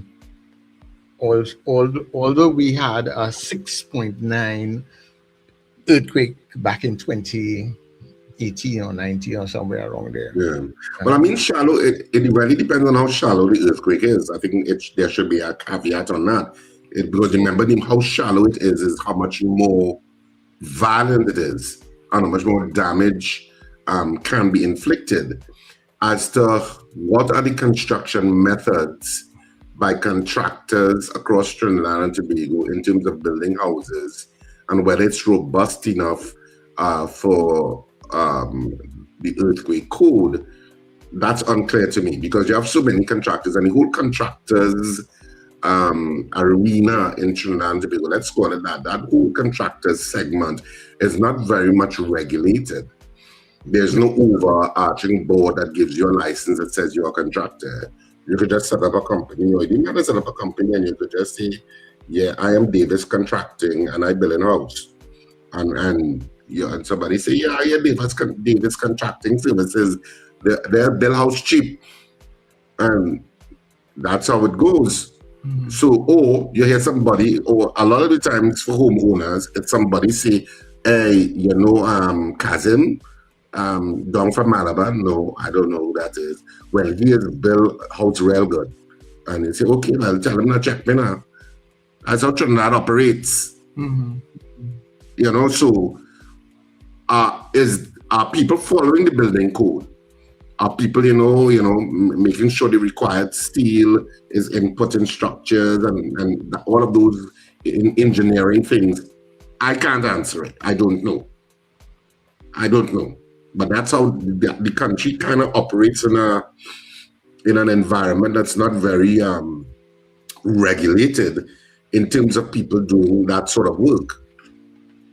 Which is why plenty of workers who work for contractors also get taken advantage of, because the industry is not regulated properly. Yeah, but that is a real worrying thing, because we are, now that we have actually seen something like that happening so close to us, it really makes you wonder, what has been put down before, if we are really in a position, if something like that happens, what could really happen to Trinidad and Tobago? And from all I don't know. Well, I suppose it's to have the data. Yeah. How are average homes in Trinidad and Tobago constructed? Are they more or less up to earthquake code methodology, or are they not? What percentage of the buildings in Trinidad and Tobago are up to earthquake code? Is it 80%? Is it 90%? Is it 50%? What is it? And who's collecting the data? Probably nobody. Probably just going on what they probably just, even the Association of Engineers, they're probably guesstimating, and nobody's probably tracking that data. Yeah. Because many times people also build without approved plans. And because the whole process for approval sometimes was long-winded. I don't know if it's improved. So it's not to say that you could go to some digital database and say, okay, here are 1 million plans or 1 million buildings, and we could see exactly what they did. Yeah, I don't believe we're that organized. Maybe I'm wrong, but I don't believe we're that organized. Yeah. So that even stuff like when you go to like town and country plan and everything, and they submit all the documents and what you plan to do, and they give you that guideline, and you have to take back things to them and stuff. For persons who would not have probably done what they are supposed to, I doubt it very much if they have any of that on their database.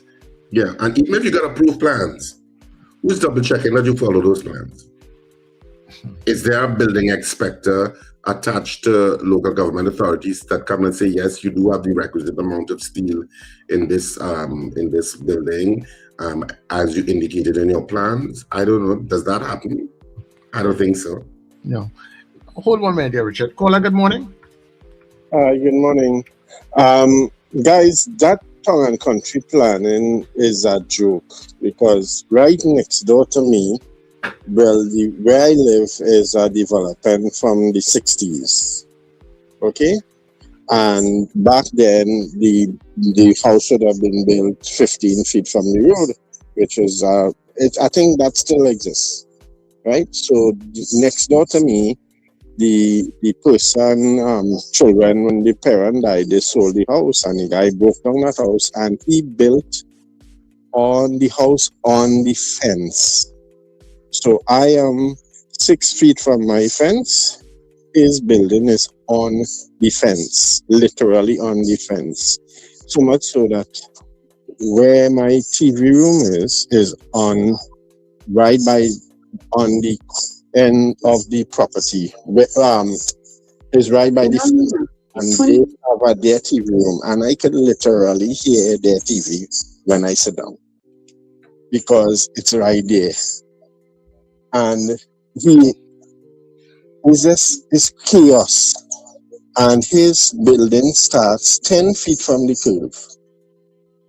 So he's a whole, no, it could be more, it's more than that, because his building starts 8 feet. Where I park my car, my back door is the beginning of his building. You understand? So that's what, guys, maybe 6 feet from the road, and mine is 15. So it's craziness.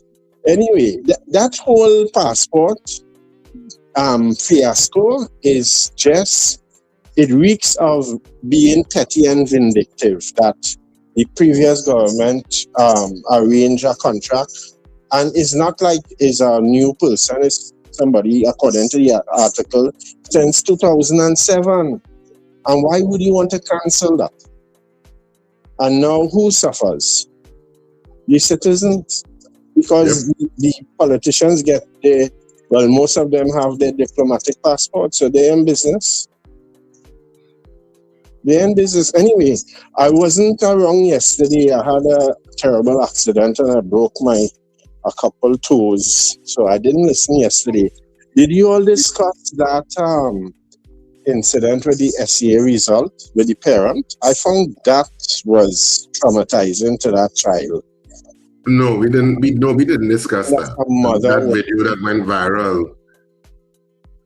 Yeah, with the mom. Yeah, but no, we didn't discuss it. We didn't discuss it. That was crazy. Maybe maybe it's time to bring in somebody to discuss that. Why would you hold almost 10 minutes of airtime just not even saying congratulations, I love you? My children are adults, so I always tell them, I said, if you fail an exam and you did your best, I am happy. And it's not the end of the world. You can do it over. Nothing is in concrete. But that was terrible what that mother did. Oh, your children are adults already, is it? The video, you could see the child was actually. Your children are adults already, is it? Nervous. Yeah, that's what he said. His children are adults.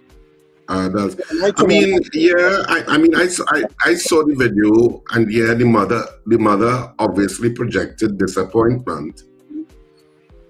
She had to write over the paper. She had to do over the exam. The mother said all of that? St. Joseph Convent, St. Joseph. No, the mother said all of that? No, she didn't say all of that? Yeah. To the ending of the video, she said, you have to write over this exam. Oh, I didn't see that part then. Yeah, I would have seen one where it cut from that to the father saying they were celebrating. But she passed for, did she pass for, what school she passed for? Didn't she pass for like Holy Faith Convent in Couva or something like that? No, St. Joseph's Convent in St. Joseph she passed for. Oh, St. Joseph Convent, St. Joseph, okay. Yeah, so I just saw part of it and I was like, oh, is this the video that people are talking about? And then it cut away from the expression of the mom to them cutting away to a celebration line, and the father saying, and they're having shrimp and a shrimp platter and stuff like that. Yeah. I mean, it's, as I said, as somebody said yesterday on social media, not everything is for social media. So, I mean, it was being filmed, and it unfortunately painted the mother in a particular light because she was disappointed with the result. Can that happen? Of course it can. That some parents want the best for their children, and they sometimes will express disappointment in whatever that result is. Of course, what happened is that it was showcased for the entire world. And so people then move, as social media does, into judgment mode. Yeah, people move into judgment mode immediately. So, to me it was a kind of personal moment, whether you agreed with the mother's reaction or not, or understand the human. She just obviously couldn't hide that she wanted her to obviously go to whatever school was her first choice, which I think was SAGS. At least somebody told me that. I'm not completely sure, but I think it was SAGS was the first choice. And the mother was obviously disappointed. You could see the disappointment on her face. But not everything is for social media. The world doesn't have to see every bit of your private moments. So I think that was one that went out, and of course, people love to judge. People love Yeah, thanks so much, Alistair. Alistair, if you have the video, you can send it for me, please, because I did not see it. But thanks so much. Caller, good morning. Central. Yeah, good morning.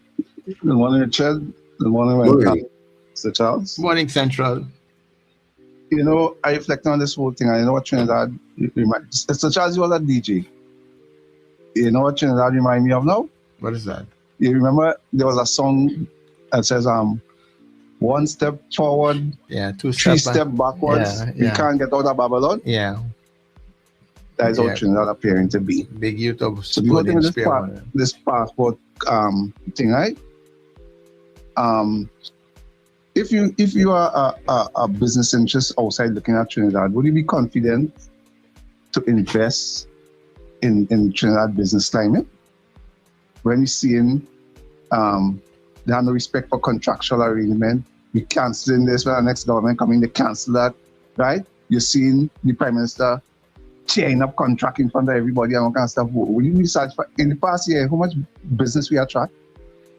How much foreign investors we line up with that kind of climate?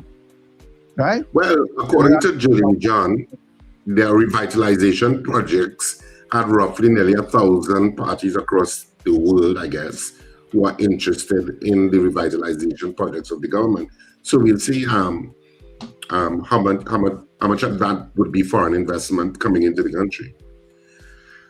Yeah, those projects move ahead. By the time all that get finalized, is next 5 years, and we have our next administration, and they're going to and that project's sideline all of that, right? New project. So Trinidad, how it appears to be the business climate is that they just come here and make a 5-year hustle.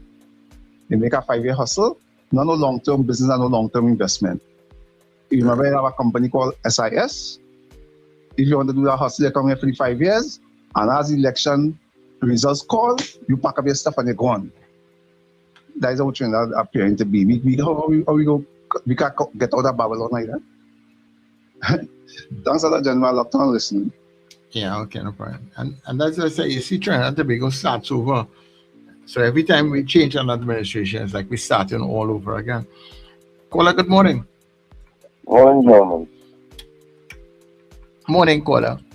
Yeah, with respect to the lady in the video, she went on to explain that the reason for her disappointment was that she wanted her 2 daughters to attend the same school, and it wasn't that serious.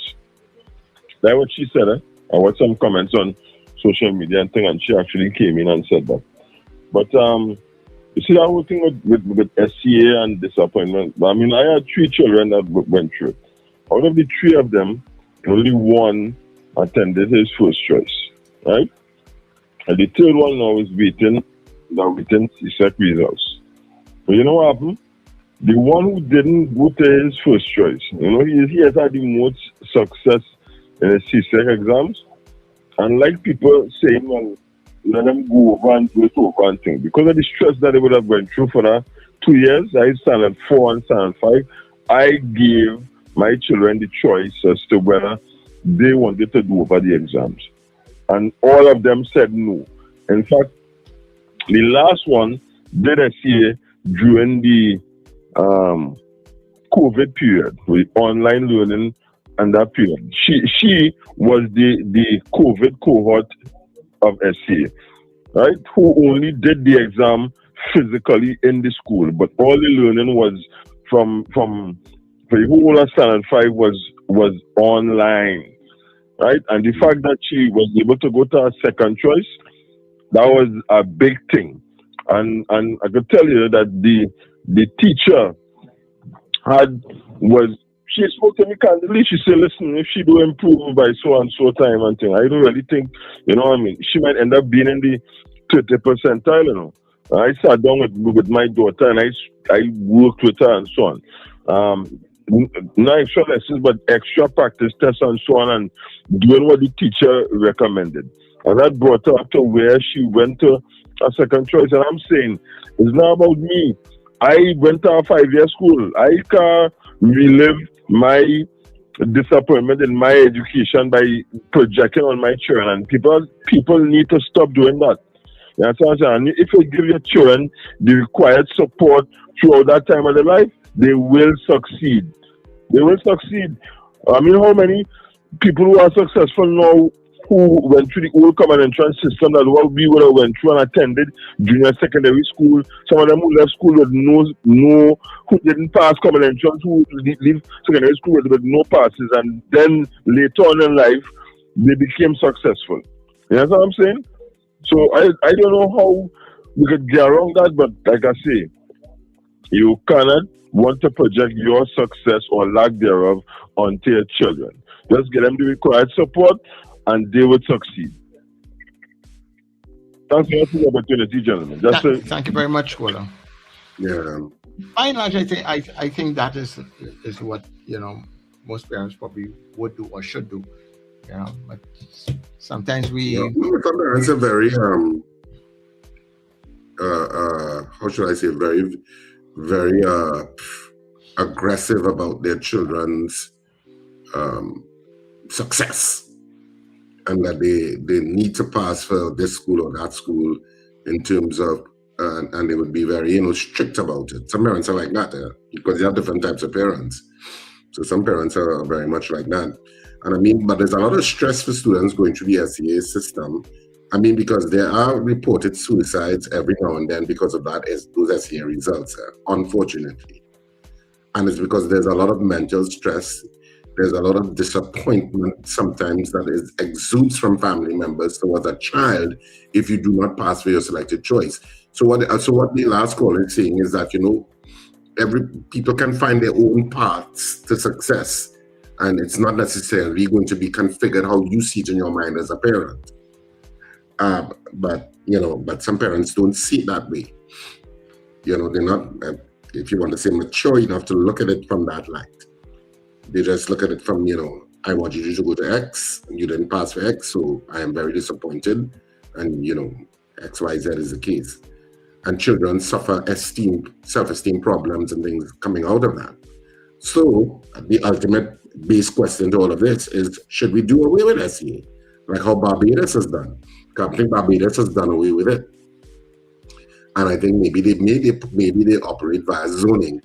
But that's a difficult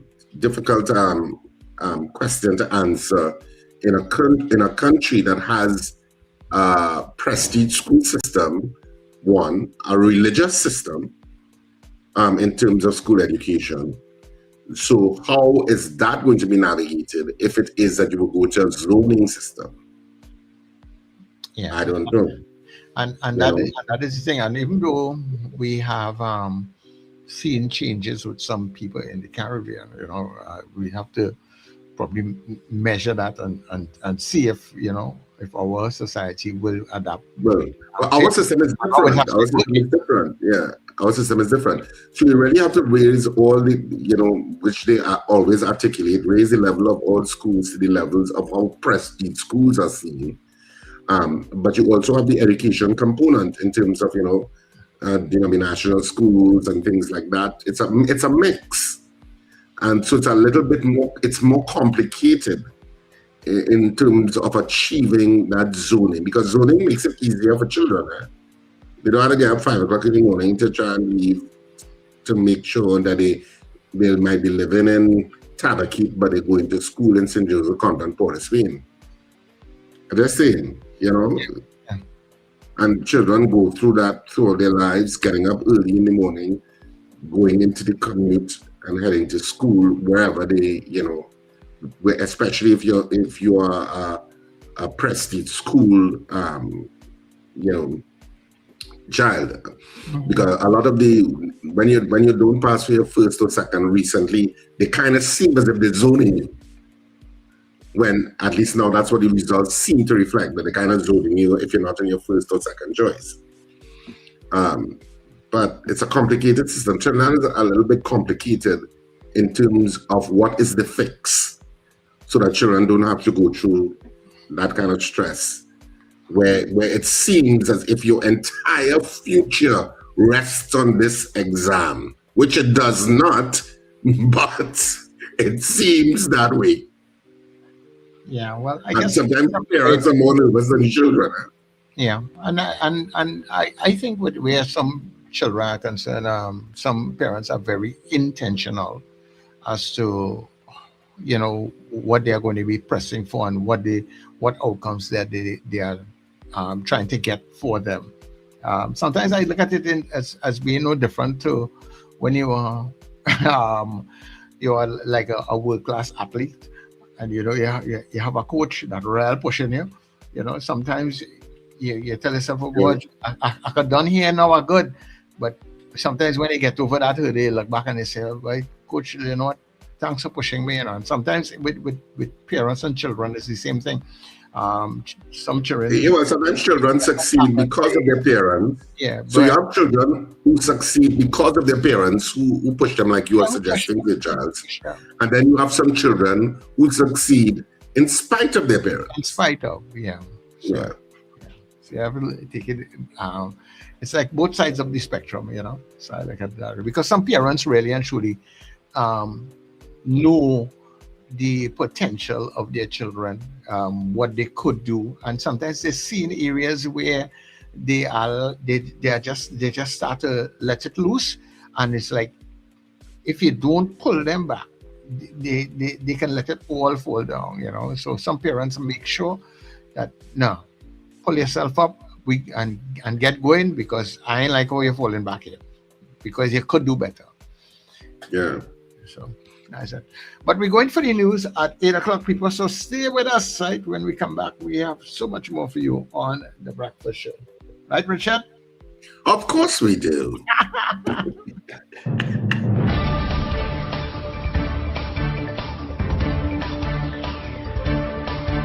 The news you need, the clarity you deserve. Local, regional, global. This is Net Radio News Now. This is News Now on Net Radio and Guile TV. I am Derek McMillan. Thank you for joining us. CARICOM leaders are facing growing questions over the reappointment of Secretary General Dr. Carla Barnett, as both Trinidad and Tobago and Jamaica raise concerns about the process. Prime Minister Kamla Persad Bissessar says Trinidad and Tobago does not recognize Dr. Carla Barnett's second term, arguing the reappointment did not follow the rules set out in the revised Treaty of Chaguaramas. She is calling for an advisory opinion from the Caribbean Court of Justice and wants Barnett to remain only on a month-to-month basis until the court rules. Meanwhile, Andrew Holness says Jamaica is not seeking to overturn Barnett's reappointment, but agrees the process has raised legitimate procedural concerns. He is urging further engagement with Trinidad and Tobago to restore unity and confidence within the Caribbean community as regional leaders continue discussions at the summit in Castries. The National Insurance Board says it owes more than $50 million to a service provider as work continues on its $300 million Empowered Digital Transformation project. During a joint select committee meeting, NIBTT officials said the project is designed to modernize the agency's outdated paper-based systems and improve customer service. So far, the first two phases have been completed, while the final phase will allow customers to track claims and access services online. Officials acknowledged that thousands of claims remain outstanding, but said the system is intended to reduce delays. They also revealed one contractor is owed just over $50 million and is expected to be paid when the final phase is delivered. The committee questioned when the public will begin seeing the full benefits of the project, especially as NIBTT continues to face financial pressures. Political scientists Dr. Bishnu Raghunath and Dr. Indira Rampersad say the government is under no legal obligation to hold post-cabinet media briefings. The comments come as more than 8 weeks have passed since the last briefing. Raghunath says cabinet discussions are confidential and no law requires ministers to meet the media after meetings. However, he believes regular briefings promote transparency and accountability, and says the government should do a better job explaining major policy decisions. Rampersad says the government is still communicating through public statements and media appearances by the Prime Minister and ministers, adding that formal post-cabinet briefings are not the only way to keep the public informed. A 16-year-old Moruga Secondary School student is dead after a stolen vehicle crashed into a utility pole in Moruga early Sunday morning. Police say Adine Baptiste was a passenger in a Hyundai Matrix that crashed shortly after 3 a.m. on Edward Trace, causing a power outage. He was pronounced dead at the scene. The 24-year-old driver survived and remains hospitalized in serious but stable condition. Investigators say the vehicle had been reported stolen, but believe Baptiste may not have known that. Police say the owner arrived at the scene and reported the vehicle missing. Investigations into the crash and the reported theft are continuing. Trinidad and Tobago is preparing to send a shipment of relief supplies to Venezuela on Friday as humanitarian efforts continue following last month's devastating earthquakes. Minister of Rural Development and Local Government Khadija Amin says donations of food, water, baby supplies, and medical items are being packaged at regional corporations before being transported to Deco for shipment aboard the galleon's passage. She says more than 1,000 buckets filled with essential supplies have also been prepared to make distribution easier in affected communities. Donations will be accepted until Wednesday, while members of the public can also contribute through the Venezuela Disaster Relief Fund at First Citizens Bank. The government says it is prepared to provide additional assistance if requested by Venezuelan authorities. Finally, Microsoft is cutting about 4,800 jobs worldwide, including more than 1,600 immediate layoffs at its Xbox gaming division as part of a major company restructuring. The company says the move is aimed at adapting to changes in the technology industry and improving efficiency, while stressing the jobs are not being replaced by artificial intelligence. Xbox chief executive Ashish Sharma described the move as the biggest restructuring in the division's history, with another 1,600 positions expected to be cut over the next year. As part of the overhaul, 4 Xbox game studios will become independent, while Microsoft says it will focus on its biggest gaming franchises and future growth. And that is NETT Radio News at this time. That was News Now. Stay informed with New Era TT Radio. NETT Radio.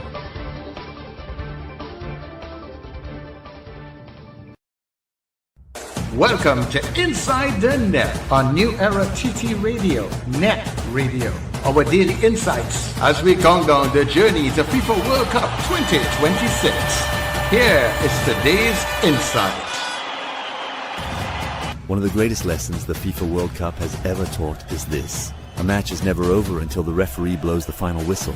Throughout history, teams have found themselves staring at defeat, only to summon the courage to produce remarkable comebacks. These are the matches that remind us why millions of fans never leave their seats early, because football can change in an instant. One goal can restore belief, a second can change momentum, and a third can rewrite history. One of the earliest examples came in 1954. Hungary, the favorites, raced into a 2-goal lead inside the opening minutes. But West Germany refused to surrender. They fought back to win 3-2 in what became known as the Miracle of Bern. It remains one of the greatest comebacks the tournament has ever witnessed. More than half a century later, another unforgettable comeback unfolded in South Africa. In 2010, the United States trailed Ghana and battled relentlessly to stay alive. Although Ghana prevailed in extra time, the Americans' refusal to quit became one of the defining stories of that match. Then came one of the most dramatic finals in World Cup history. In 2022, Argentina appeared to have complete control, leading 2-0 with less than 10 minutes remaining. But Kylian Mbappe produced 2 stunning goals in just minutes to level the match and ignite the stadium. The drama did not end there. Argentina regained the lead in extra time, and France responded once again. After one of the most thrilling finals ever seen, Argentina finally prevailed in a penalty shootout to lift the trophy. These extraordinary matches remind us that the World Cup is never simply about tactics. It is about belief and resilience. As FIFA World Cup 2026 approaches, new stories will be written. Some teams will lead, others will fall behind. But hope never disappears until the final whistle.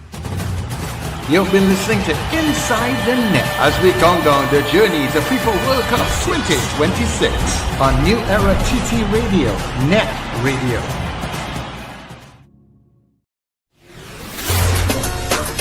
All aboard! Calling all you NETT Radio listeners and fans. It's time to pack your cooler, gather your crews. Join us on NETT Radio, NETT Radio, Halloween, Cooler Crew in red, white and black. On board the luxurious Island Royalty, Saturday, 15th of August, boarding at 7 p.m. from Hardcuts, Shagaramas. We sail at 8 p.m. sharp. Enjoy great music all night long from your favorite NETT DJs, Sir Charles, CJ, Mr. Flavor, Doc International, RJ, and Fluffman. Tell you you's a big dancer. Come show Early them who's bird a big tickets dancer. are just $200. After $250. Get your tickets now at Crosby in St. James, Rumba, St. James, Bobby's Bar in Crep, Fats International in Arima, K Square Fashions at C3 Center, West Mall, and Eastgate it small. And all net DJs, no glass bottles allowed. Bring your coolers, bring your crews, and let's celebrate together. Net Radio, Halloween, Cooler Cruise. Saturday, August the 15th, aboard the Island Royalty. For information, call 638-2609 or 497-7173. Halloween, on the scene.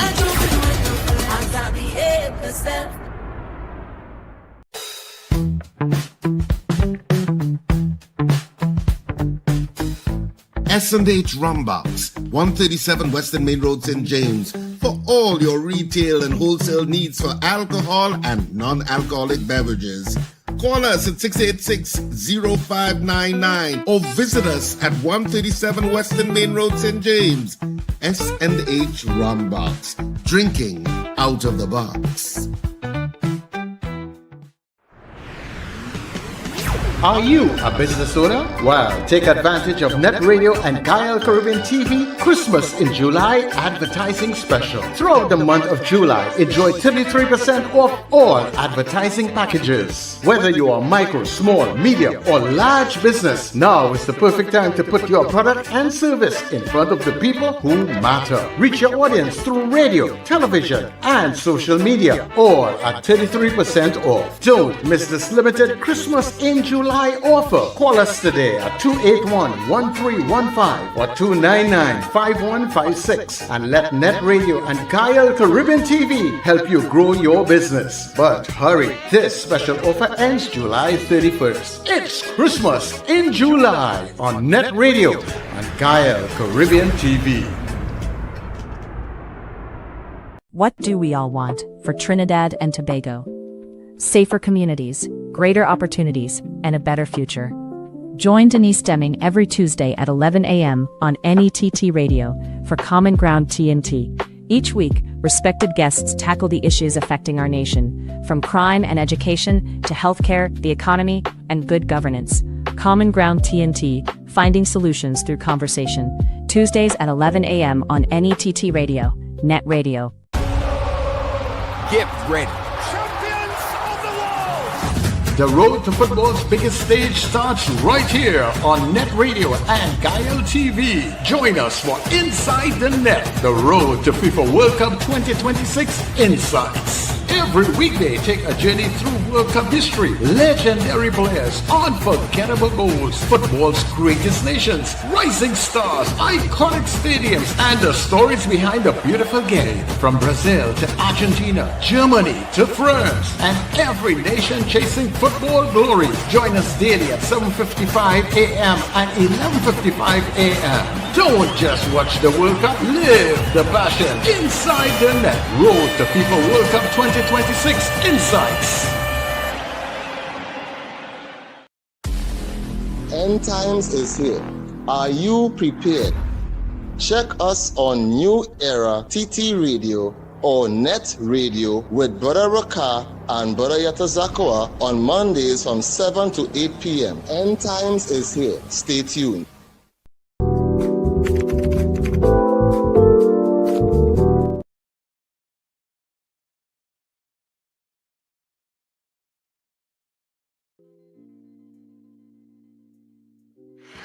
All right, everybody. So we welcome you back to the breakfast show. Of course, we're inside the final session here with you this morning. And of course, we are on Gael Caribbean TV. And of course, you're also streaming on our YouTube and Facebook channel and on netradiott.com. And of course, when you come off of the social media pages, this is where you come across to hang out with us. Of course, Richard just fell out for a little bit. And he will join me inside of this hour in a short. All right, but a couple of things to let you know. We have Common Ground coming up at 11 o'clock today, and that is something that I think you should look out for. It's great conversation with Denise Deming, and we have a number of people that she will be speaking through as we go forward. Last week she spoke with the Watchman. Yeah, a lot of you may not have heard the Watchman. He's still very controversial. I must say that about him. Well, he was the guest on Common Ground last week, and I'm sure today it's going to be another interesting program. So that's coming up between 11 and 12 inside of the mid-morning mix on today. RJ is going to be sitting in with Denise on Tuesday, and of course RJ also joins us on a Friday inside of the mid-morning mix and mingle. So don't miss that. Also don't miss the Black Agenda with Brother David Muhammad that comes up this evening between 6 and 8 p.m. here on NETT Radio. So we have a number of things that are happening on the platform. So you just need to come across after the TV feed and you'll be able to participate, see all that is happening, see all that is taking place. All right. We are getting ready for the Cooler Cruise. It's NETT Radio's first official event that we are having, the Color Week Cruise, Cooler Cruise, and we encouraging all of you to come on board, come and meet the presenters, come online with the DJs, just come out and have a good time. It's going to be a fantastic one. August the 15th on board the Island Royalty. It's an ice yacht, and it's just $200 right now. The early bird tickets are $200. After that, you pay $250. And let me tell you where those tickets are available, because those tickets are moving. So get yours and make sure that you get one of those early bird tickets. You can get it at Rumbox in St. James, Crosby's in St. James, also at Bobby's Bar in Currap, Fats International in Arima, and also at K Squared Fashion. So they have 3 outlets for K Squared. You can go to Eastgate Mall or West Mall or C3 Center in San Fernando, and you can pick up your tickets there. If you can't make it there, guess what? Call us. Call any one of us on the station. You know how to find all of us. If it's one, the beauty of the internet streaming platform is that, you know, we are all connected. So call any one of our DJs, call our presenters, call me, call any one of our normal numbers. You know them, 281-1315-299-5156. And we will get your tickets to you also. All right. And as we go along, we have some of our friends who are on the outside who will not be able to come for the boat ride, but they are supporting the boat ride. So we have some giveaways we are going to be doing for you guys shortly. We'll tell you about it, because they are lending their support by buying the tickets and stuff. And I really want to say thanks to, you know, our diaspora people who support us here at NETT Radio, who have and pledged and will be purchasing tickets that we can give away on the different programs on the station, right? So look out for all of that happening. But right now, you can just stack your coolers. Make sure whatever you put in it, no glass bottles are allowed, right? So if you have anything that coming in glass bottle, put it in a plastic bottle and get yourself on board. All in all, it's going to be a nice one, and we really look forward to meeting some of you people. You know, it's always nice when somebody comes up and say, hey, you know, I am so-and-so from here, and you're now trying to put a face to the voice and other things. So we look forward to hanging out with you on board the Cooler Cruise. So get yourself in again and buy the tickets, support the station, because this is one of the ways we get to support ourselves. So yes, some support. And even if you cannot come, still buy a ticket, right? Support the cause. It's all good. So as we jump back inside, it is the breakfast show, and we had a very interesting conversation going into the news, coming out of that discussion that we're talking about the parents and how they treat with children and pushing them to do their best.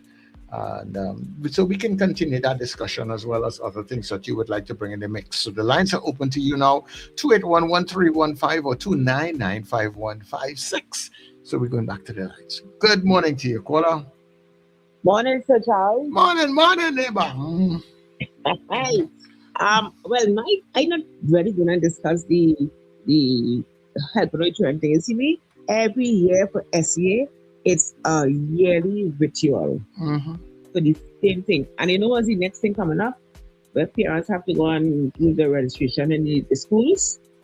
You'll hear parents calling in to say they're not paying a registration fee. Yes. But the government says so. every year is the same thing. For real, And, it's not really I'm not really coming to discuss it, but I could tell you because I was in the service. It's not a registration fee, it's things for people who, not people already, but for the school, because the ministry doesn't get the schools any supplies. Yeah, a lot of supplies is the ministry does not supply a lot of things. So where do the parents expect the principal to get those supplies from? They must have to do some little fundraising. And remember a few years ago they said you're not supposed to be doing around fundraising. You're not supposed to raise funds without the permission of the ministry. So then where they're gonna get money from? Do it out what? Toilet supplies, toiletries and all them sort of things. That can't work. So parents such as wait, you will hear, I'm not paying $1,000. School is free. Like school is free. Somebody had to pay for it. Somebody had to pay. Right? So that is a ritual I can't take for every year upon year upon year. Anyway, what big guy? I haven't heard it from him or heard him calling for a while. From who? Big guy. Well, big guy. I spoke with him a little while ago, but he's all right. He's okay. He's just taking a little break from some of the programmers, but he's here. All right. I heard you on the chat discussing the passport shortages, so-called passport shortages. But you know what the Minister of Homeland Security has said? That is untrue. They say plenty things, and when the truth come out, then they want to say something else. Kadisha Amen is someone like you. Anyway, so be careful, Davide. Right? Yeah, be careful. But Kadisha said something and it wasn't true. Yeah. So it's Friday, and in spite of Wednesday, people got checked. She said the money was near for me Friday. How did she preaching Wednesday? Oh, so Charles, but I ain't saying nothing wrong. I say what was said. I ain't saying anything wrong. I just say be careful, all right? Right. I never say anything else more than what was stated. Anyway, let me talk football. Yes, Papa. So Charles, I'm so glad that Donald Trump spoke. So they get a good washing. He too fast and out of place. He failed the 3 goals extra that they were beaten 4-1. So he wished he could have gotten 4 votes. He wished it was an election, but he could have gotten 4 votes to say that USA win. He likes to cheat for everything. So what I wish for now, even though Belgium is not my team, I didn't really want them to win, but after what Trump did, it's good. Morocco is my team. But here is now, I wish, just in case Belgium wins and Trump has to hand over the trophy, the World Cup trophy, I would like to see his face. just for so. And this man from people in Pantino, he has no shame, just like the orange-haired man. No shame whatsoever. How could you break your own rules? You said any country that has any political influence in the football, that is, will be suspended, sanctioned, they will be sanctioned and all kind of thing. And you said go and break your own rules and do exactly what you said not to do. So you see politics in football, the politics in every sort. That means politics is not something that is good. Because why they must have confusion, bacchanal, corruption, this, that, the other, the next. Nothing positive actually. Only negatives and cheating and all kind of stupidness.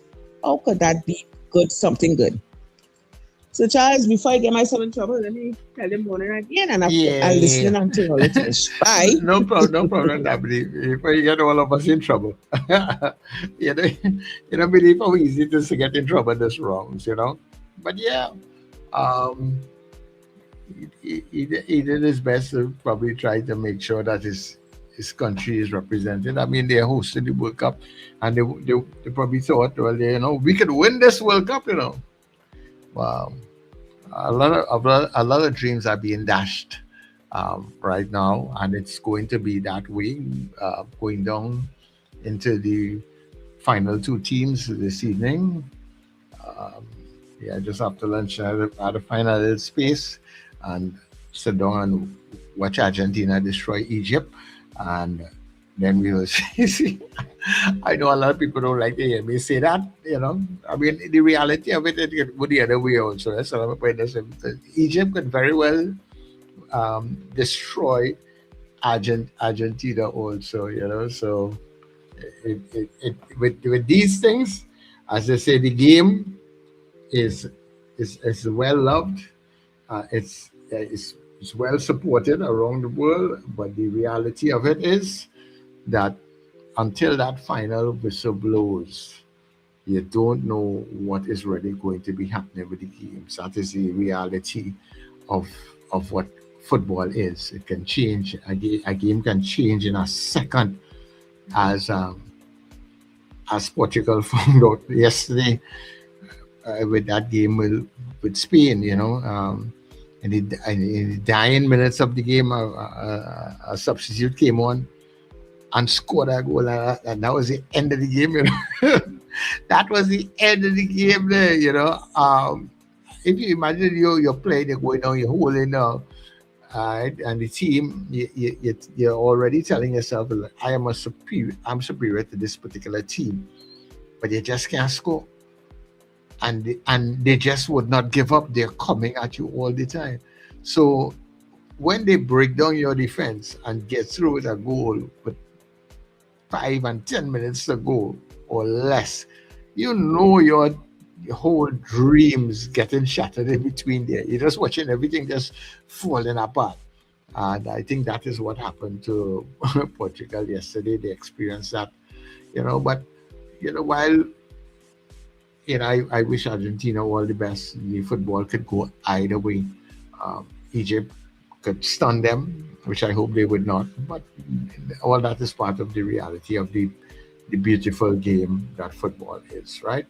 So we have Morocco is already qualified. France is there. Norway is there. England is there. Spain is there. And now Belgium is there. So we are just waiting on today's game to see if it will be Switzerland or Colombia making up that other space. And of course, between Argentina and Egypt, who's going to be going into the final two to make up that round of 8. Interesting. Football, nice. People were taking their calls, 2811315, 2995156. We can call us on the program. We want to hear from you. It's now 8:30 on time, so let me give you a little time check. And while I wait on your calls in between here, I hear, and I wish Richard was here to pick up at this point when I would like to make it, because I always hear people talk about investor confidence in Trinidad and Tobago, and the investors won't come on. But nobody, I don't think, at least I have not heard that people are saying that this particular company wanted to come, but because of the crime, they ain't coming, or because of the present government, they ain't coming. And some of the things that we put out there as, people will not invest in the country. I think investors are looking for different things, And if, when they have their discussions with people, if it's favorable, some of those things that we feel are important to investors may not be so important after all.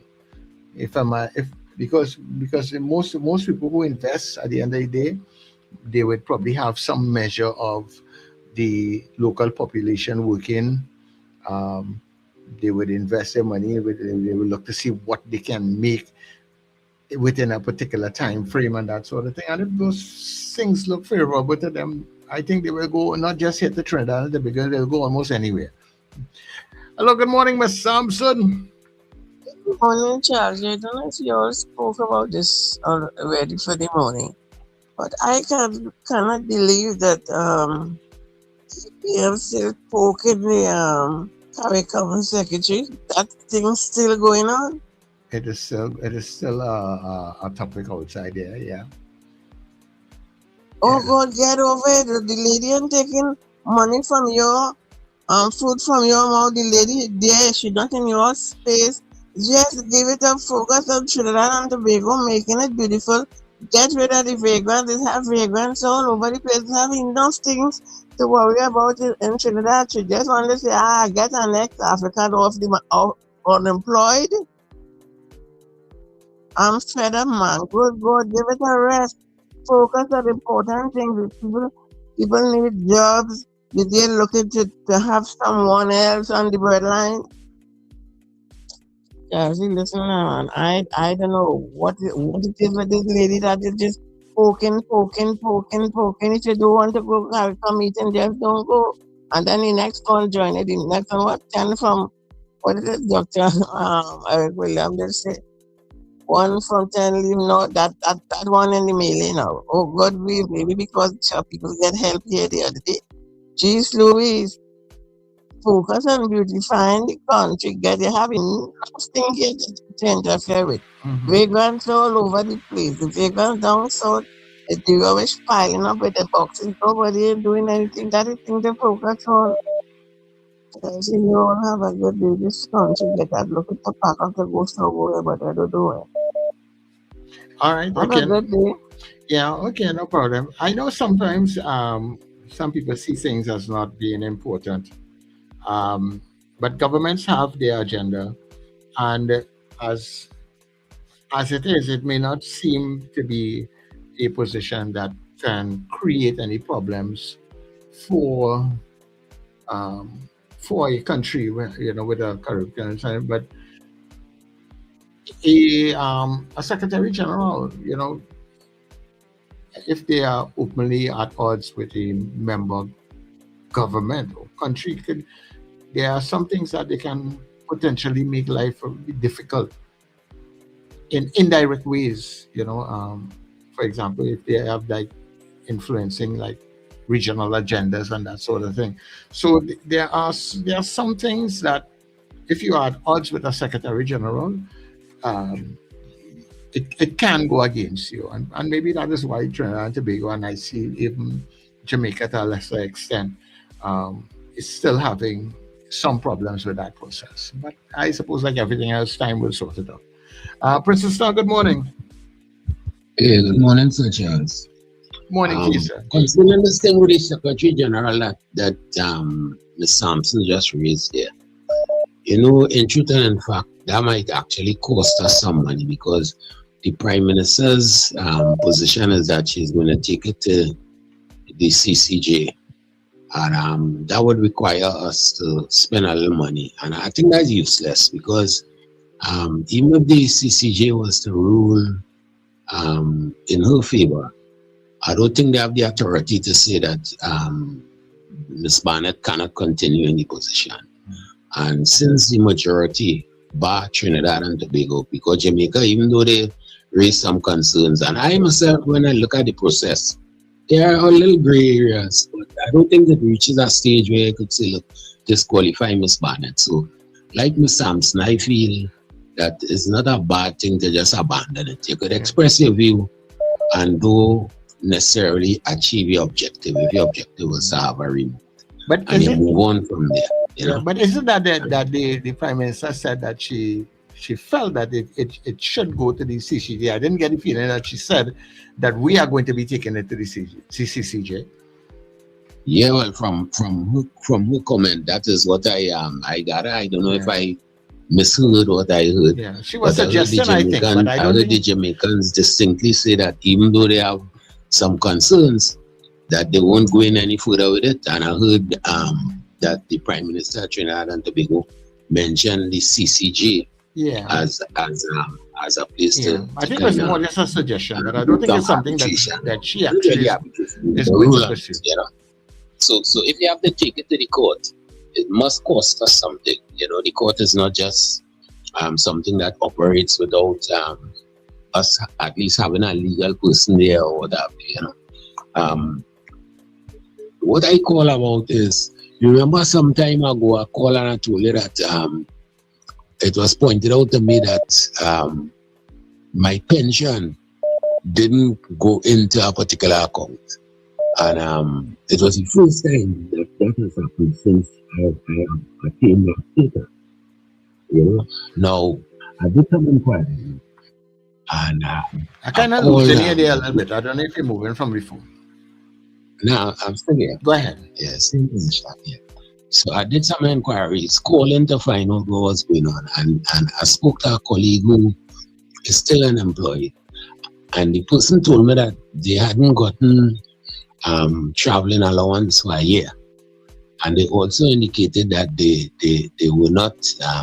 The accountant had indicated to them that they might not get upkeep allowance, which is things necessary for the performance of the duty. And the person was a bit disturbed by the position and disturbed with what I had told them to. But they indicated that they would do an inquiry to find out what was going on with my situation, because, you know, when you're in that status, you're supposed to produce something they call, you're supposed to sign a life certificate. Now, sometimes I could be delinquent. And I recall that a 3-year period had passed when I didn't sign any life certificate. Yet still, the payments continued to be deposited in the account. So that it was kind of strange to me. But I knew I had a responsibility to sign it. So I was prepared. One of my inquiries was to find out whether that was the problem, you know, because I knew that maybe it was due and I'd probably do it. And you know, after the person did the inquiry, what I found strange was that about 2 days after, a vehicle pulled up in front of my house, and it was the second time I've seen that vehicle over the years. A policewoman alighted from the vehicle with a letter.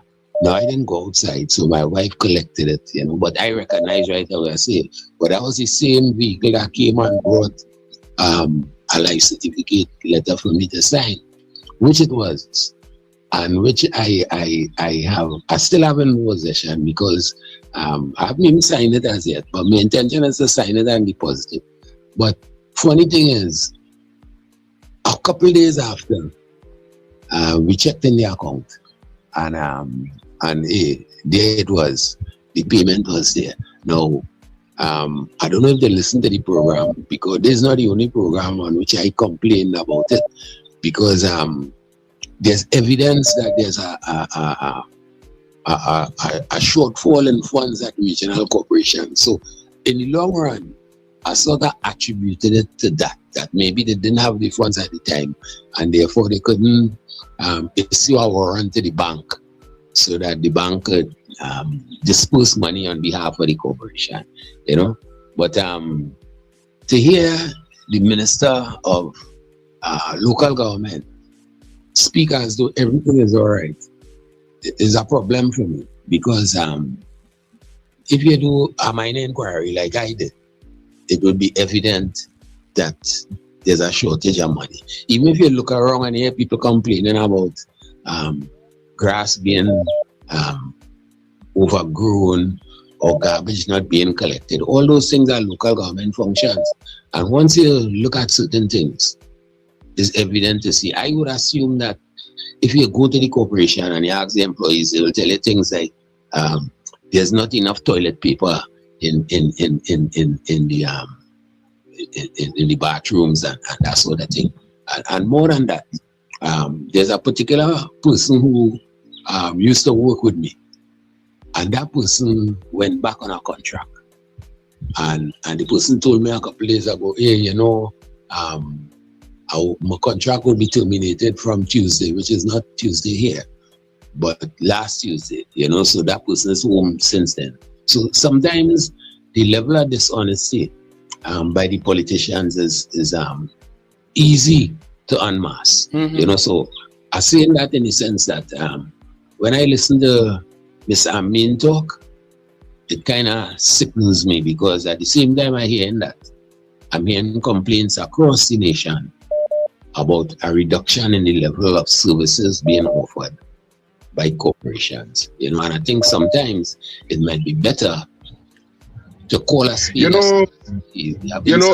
been listening to you, and I'm a little confused, Because I know for regular government pensioners, you don't require a life certificate anymore. And who is actually paying your pension? The regional corporation or the government of Trinidad and Tobago? You confused me with what you were in your conversation about your pension. All right, let me bring out a all the pensions are paid by the government of Trinidad and Tobago, but public servants don't get the normal pension. Retired public servants get a pension equivalent to a portion of their salary, and they are required to sign life certificates. As I told you, I'm fairly delinquent about it. But no. Are you talking about public servants like teachers, anybody who works in the public service? Beg your pardon? Are you talking about like teachers, etc.? Anybody who works in the public service? Yeah, retired servants don't. Right, well that comes from the treasury, and you're paid. Yeah, and you're paid your pension monthly, but they don't do life certificates anymore. I don't know where you're getting that you still have life certificates. Well, that is not true. About a couple of years before I retired, the process of digitizing pension payments for former public servants was a process going on. Because I used to be involved in the PSA also, but it has never been actually implemented. So there's still the process. As far as I know, it has, because I remember I used to do my aunt's life certificate because she was a retired teacher. And there was a point at which I had to go in and you had to present like birth certificate and stuff. And they were taking, I think, the PIN number, etc. And they said, okay, after that, you don't have to do life certificates again. And she's never done it again. So your conversation is confusing to me. All right. Well, I want to clarify it for you. That same process that you just mentioned for your aunt, who was a teacher, that was something that I know was going on as a member of the PSA also. But what I'm saying is it has not been implemented across the country. So I know many public servants who still have to go and sign a life certificate. And what I'm saying is that a policewoman came by me just about maybe a week and a half ago in a vehicle, and that's not the first time she came over the years, and brought out life certificate for me to sign. I have it with me here now. So I'm not saying that what you are saying is incorrect, but what I'm saying is that process has not been actionalized across the entire public servants. So some former public servants like myself still have to sign a life certificate because I have it here now. And that's the point I'm making. So I hope I've cleared up that issue. Okay. I thought the entire system was now a system of no more life certificates. But I didn't realize there were still holdouts, so to speak, that still had to do life certificates.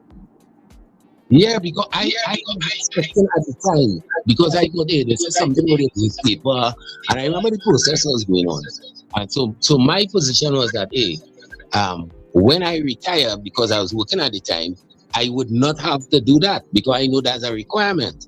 But after these years, I still have to do that. And as I told you, the policewoman came here and brought it, and she brought it about maybe 3 years ago. Because while I hear the process is you're supposed to sign it every 6 months, I have not been a person to say, well, look, every 6 months I go in and sign it. And even though I didn't, I was still getting it.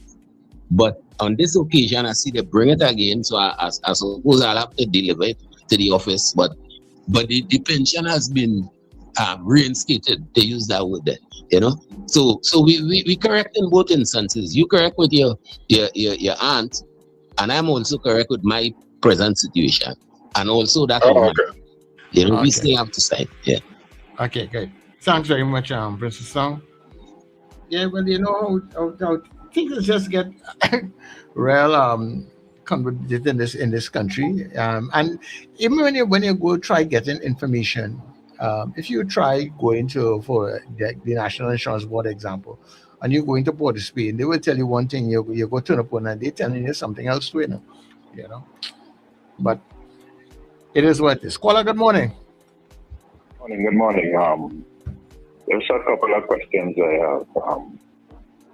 concerning the Prime Minister's residence. Is it that the present Prime Minister uses that residence, or she operates from home? You want us to answer that, Phil? You don't, nobody knows? I certainly don't know. But go ahead. As far as I'm aware, I don't think she's using the residence in terms of sleeping there. I think she still uses her own personal residence to sleep, as far as I'm aware. But I am not 100% sure. No. What about the Prime Minister's office now? Well, I can't answer you that either. I'm not sure. Yeah. Okay. So going down the road, we have to assume as citizens, when we place somebody in the Prime Minister's office, they will operate from home.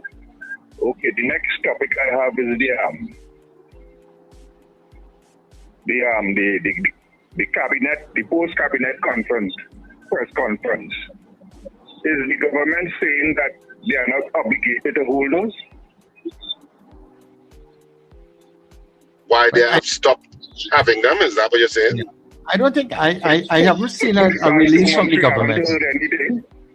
Yeah, the government has not put out a release to say that they are stopping or they have stopped. That is what I know. But the news, they say they are not obligated. Yeah, well, is it that there's no legislation saying they have to do it? Well, maybe there is none, but did the government put out a statement, or that was from the different analysts that they were asking that? I'm not sure. No, I don't think it was the government what made that. I think a couple of the political analysts, they asked that, and they said, well, for transparency reasons, the government probably should, but legally, I think Dr. Indira Rampasad and somebody else they asked, said that legally there's nothing in our constitution or whatever the laws that says that the government have to do this thing. Well, I mean, it's all part of good governance and transparency. So I don't even know why the conversation even cropped up. Yeah, if the Prime Minister chooses not to have any press conference, that's okay, as far as the law is concerned. Well, as I said, as far as the law is concerned, she may not be breaking the law. But as far as governance, as Richard is talking about, for good governance, they should, because it brings transparency to what you are doing. Okay. I just asking, like, I'm not hearing and not seeing the Prime Minister, only getting all the statements here and there. Yeah. You understand? Okay, thank you. Thank you very much. And Kola, I myself noticed it because just last week I was saying, but wait now, I haven't recalled within recent time the last time I saw a cabinet press conference where we are getting any news, because normally on a Friday we get news from the post cabinet, and for the about 4 or 5 weeks, I don't think that I have not seen any news coming out of any post cap. So but this is Trinidad to make of you. Kola, good morning to you. Good morning, Mr. Charles. Morning to you. Good morning, Richard. Good morning, Zena. Is it because you're bigging up Argentina? What happened with you? That's the reason why Wendell is not there. When he's gone already, you don't want to come draped in the blanket. Yeah, you don't want to show you what you want to see. I saw like you run away already. He can't handle this country anymore. Yeah. I'm starting to feel like, I ain't going no damn way. I'm staying right here like I'm Denise Plummer. I ain't leaving. You're not leaving. Until God ready for me. Yes. Sir Charles, what happened to our WhatsApp this morning? You're saying you're taking calls and the phone, I must call about 3 dozen times. No, I don't know what happened, because at the end of the day, there was a time when we opened the lines, Richard, and we weren't getting any calls. Of course, I called because people called. That's why something went wrong. Why you would? Because I call. I use a direct line and all, and I call No, in. I did not And I see see, any but calls. also child saying people called. It's time for you to call, and we calling, and you're not answering. So I was wondering what was going wrong. I don't know what it is. I don't know if it's All right, in my okay. area, But if it might something be went wrong internet. I because don't I know. call everlasting. I almost give up. I found it kind of strange, because when we normally say call, we get somebody coming in. It really had nobody on the line. Of course. Yeah. So you realize something was wrong. That the calls weren't going through. Anyhow, now that I'm here, as I say, I'm glorying in Miss Sampson's spirit this morning. Miss Sampson, you're so right. You're so in order. So many things to be fixed here. So many things to be looked at and not to be closed down. Like my lap, for example, that taking care of the youths that have fallen through the cracks. And we are hearing about restructuring, and their word restructuring means closing down and doing away with. Just like CPEP and URP and all the rest that to be restructured, and we ain't anything up to now. People still hungry and starving and begging all over the place. I've never seen so many people begging in this country for a long time. Everywhere you turn, somebody begging you. That ought not to happen. I can't understand it. And some people just living in luxury and like they're living in La La Land in that government and like as if they feel they don't have people here suffering. No, everywhere I turn. And my husband said the same thing. He said, but what is going on now? Everywhere, everything you want, they old and young, and people begging you. In a bad way in this country, yes? We really reach. All right, thanks much. Thank you very much. Yeah, I think, well, at the end of the day, if you're running a government, you have to be able to do everything, you can't do one thing at a time, there are other things, while one thing has to be treated with, but other things have to be treated with at the same time. As I say, you have to be able to run and chew at the same time or something like that, Richard. Walk and chew. Yeah, walk and chew. Caller, good morning. Hi, good morning to Charles. Morning, man. Richard to Charles. Do you realize that the Prime Minister did not have to make a spectacle of herself on the first time she attended the CARICOM Heads of Government Conference and make all this bacchanal and this and that, and then now come back on your second visit? You had to eat humble pie, and what you should have done then, you want to do it now. And they told you that they're not going to revisit this thing and do over this situation. Because my point is, if they do it over, let's say they go back and say, all right, we got anything. All one country has to do is object, and the situation remains as is. You say you want to send the matter to the CCJ, all right, send the matter to the CCJ, but I don't think it would be overturned in the CCJ, and you would have to abide by it. What you were supposed to do is to sit down with the people and them and all, you come to a consensus or something, because none of the heads of other heads say they're going to change their vote.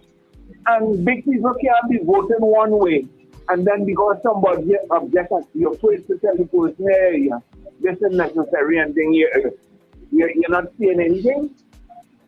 And I find it was important, and you're making yourself look foolishly for no reason at all. The Prime Minister had no right to do that. She have just dealt with it the way she's dealing with it now. You're going to hug up these people and thing, and everybody hunky dory and whatnot, and it's not looking good. I can't, in heaven's sake, find out why a person should subject themselves to this sort of thing. Such as I could never find myself doing these sort of things. Yeah. All right. Okay. No problem. Thanks very much, Kola. I don't know when he means that he's humble pie or whatever is the case, because at the end of the day, she's at the conference and she's meeting everybody and talking to them same way, same how. I don't know, but sometimes they say a picture can paint 1,000 words. Virginia, finally, very quickly, you're coming in late. No, I ain't coming anytime I trying to get in. But anyway, look, get Khadijah Amin, who is a friend of your show, on the show to bring some realities to some people. And I don't wear yellow nor red tutus, okay? So before all they say, I be in pro UNC. Get Miss Amin on the show, please, right? Because your head will spin when she bring to you what's been going on there with these problems, issues. And in addition, issues relating to the stopping of some of these programs. And by the way, I want to say to the opposition leader, and I don't doubt that he has been suffering and so on, but this didn't start under the current administration, It's been going on for some time. And what I'm saying is that while all well and good, you want to help the people in Venezuela and you're organizing to send containers, what about the people who've been suffering there all this time through both UNC and PNM administrations, and some of them still voting for their party no matter what? Something wrong with this picture, boy. What do you mean? Just like have selective outrage. What are you talking about? Like What's people, that? what are you talking about? Like people at home who are finding, who are suffering here, you're talking about? Yes, people right here. And they, I mean, the opposition, the PNM for that matter, right? Yeah, going about and saying, that what the UNC did with stopping up the CPEP or whatever you call it, URP, right? And single mothers and all of that suffering and so on. All right? Listen, some of these same people found better jobs, And while others have not, well, that's each situation is different. But the fact is, in that it's been used as a political recruitment tool, and the people who saying that they're fighting for the poor, suffering people who get laid off, okay, right? They're really fighting for the people who have so many different contracts. And you know what? Leave it. Bring Miss Amin on. Okay, listen. There are fellas in UNC I think shouldn't be in government. So wait. So you're saying that CPEP was you're saying CPEP was Wait. I want some clarification. You saying that CPEP was a PNM recruitment tool? Is that what you're saying? But he's going in. Sorry. Yes. And there was no problem. He left. Maybe when he come back. So all the people across Trinidad and Tobago who had CPEP and CPEP contracts were all subsidiaries of the PNM. Is that what he's saying? So there were no CPEP contractors that were aligned to other parties. They were all PNM subsidiaries. Is that what he's saying? Well, when he come back, that's what Khadijah Amin is going to enforce. Yeah. So we Virginia, when it comes back, that's what he's saying. And I'm just asking questions. Is that what he's saying? Well, I don't know what he's saying, so I can't. But it seems like I don't know. Maybe I don't know. I was a little confused. Yeah. But what I would say also is that even if we are going through difficult times here, when things happen in the region, we still have to help, right? Or wherever it is, once we can help, whatever we could give, help, assist Venezuela at this point in time with, regardless of what we may be feeling here, we have to help. Richard, we have to go because I have to go. No. So everybody have a fantastic day. Whatever you do, remember to smile and laugh. Don't let the planet Earth stress you out, and don't let the politics of the planet stress you out, including the politics of Trinidad and Tobago. Keep your head on, so to speak. And and you remember to smile and laugh. It's great for your health. Enjoy life. Whatever you do on this Tuesday morning. Of course, NETT Radio TT continues on the stream, netradiott.com. And if you're listening to us on smart devices, you can go to NETT Radio Trinidad on TuneIn on any smart device. And if you're having problems, spell it out. Say whatever the smart speaker's name is. Take me to or play NETT Radio Trinidad on TuneIn, and you're good to go. And you can listen to the excellent programming throughout the day. Have a fantastic day, whatever you do. And you have been listening and watching The Breakfast Show. Get up, get up. It's the time to start the day. The Breakfast Show is here. We bring in the soca way. Yeah, yeah, yeah, yeah, yeah, yeah, yeah. Yeah, yeah, yeah, yeah, yeah, yeah. Wake up, it's a brand new dawn. The Breakfast Show got the vibes turned on. From Maracas Bay to the Savannah line. Let's start the day in Caribbean prime. Good vibes rolling through the air. The Breakfast Show.